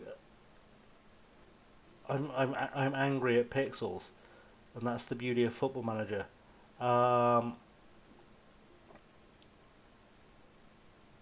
It will.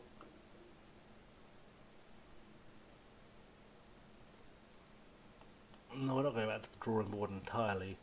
I think that he was. Move on.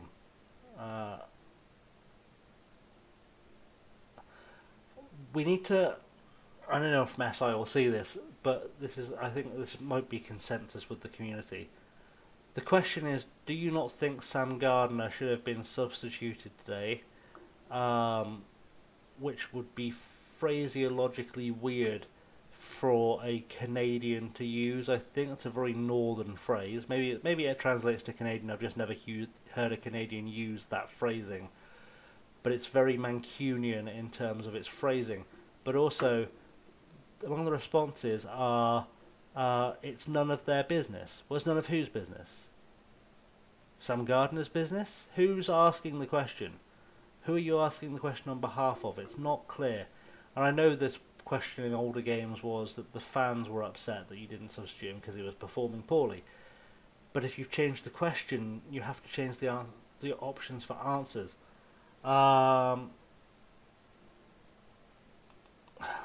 It's just, it's a frustration. It's a frustration I have with the attention to detail. I see this a lot as well. I see this a lot while playing FM. There are things in here that are...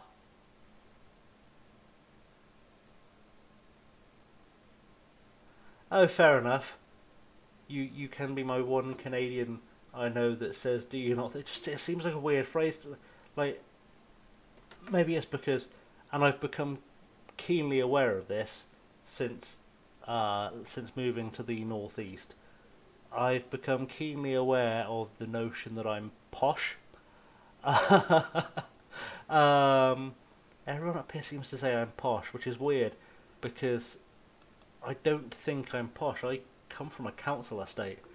And yes, I come from a council estate in Oxford, but frankly, it's the same council estate where joyriding was invented. We're not a posh people. People up here have been associating with being posh, but I notice things like nobody I know or grew up around would ever say, "Do you not think?" It wouldn't be a thing.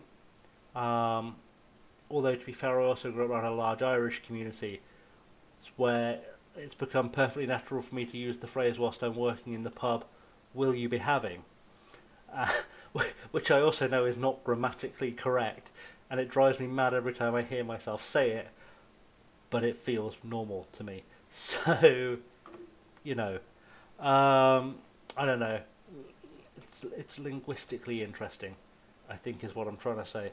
I'm going to do a thing that is probably stupid, because that didn't work. Does that work? Does that work maybe better? Probably not with the players available to us. Is there a way I can do some I don't know why I'm asking questions. Can I do some variation of that? Like those are the only tactics available in the game. I know exactly what I want to do. I know I can force the game to do it. I just have to drag things. What I want is some variation of that, played with a tiki-taka. I want him to be something of an inside... Not him specifically, I want this position to be something of an inside forward. And I'd like this one to be something of an inverted winger. That's my basic logic. I'd like Amiobi to be pressing, but on attacking, which should eliminate some problems there.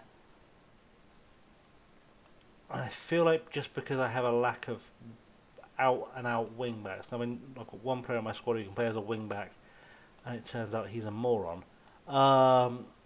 Some variation of that is what I'm thinking. Some variation on that. It may not make sense, but we'll give it a go. I'm also going to rest these players. Oh, I've left it too late to rest the players. I can't give them the day off. We'll put a team together from what we have against Halifax Wanderers. We'll make that work. I was saying a thing. That's okay. I was talking, phrasing. Fair enough, Kate. You have a good night. I think I'm probably going to knock it off actually now as well because I'm exhausted, and also I have a class in like 6 hours, and I'm running on fumes. So that's going to be an interesting morning. Waking up on 3 hours sleep after going 22 hours without sleep is probably not the way forward. So we'll do the thing where I wrap it up there, and we'll pick it up. Good night, Kate. Have a good night. Good luck with the stream. I'll do with the recording. I'll be looking forward to giving it a watch just as soon as I finally get my day off of everything on Wednesday. It's gonna be a mission through all of my friends' stuff. Right, let's do a thing where we jump from that screen to this screen, and I do that glorious thing where I say goodbye to you all. Thanks for watching, guys. All the socials are there. Like and subscribe button is up there. For some reason it's moved. Weird camera positioning movement there. I don't know why that moved. I haven't touched the screen and things have moved. There we go. That's how that should look. Like and subscribe. Live streaming. Professionalism. Right, thanks for watching, guys.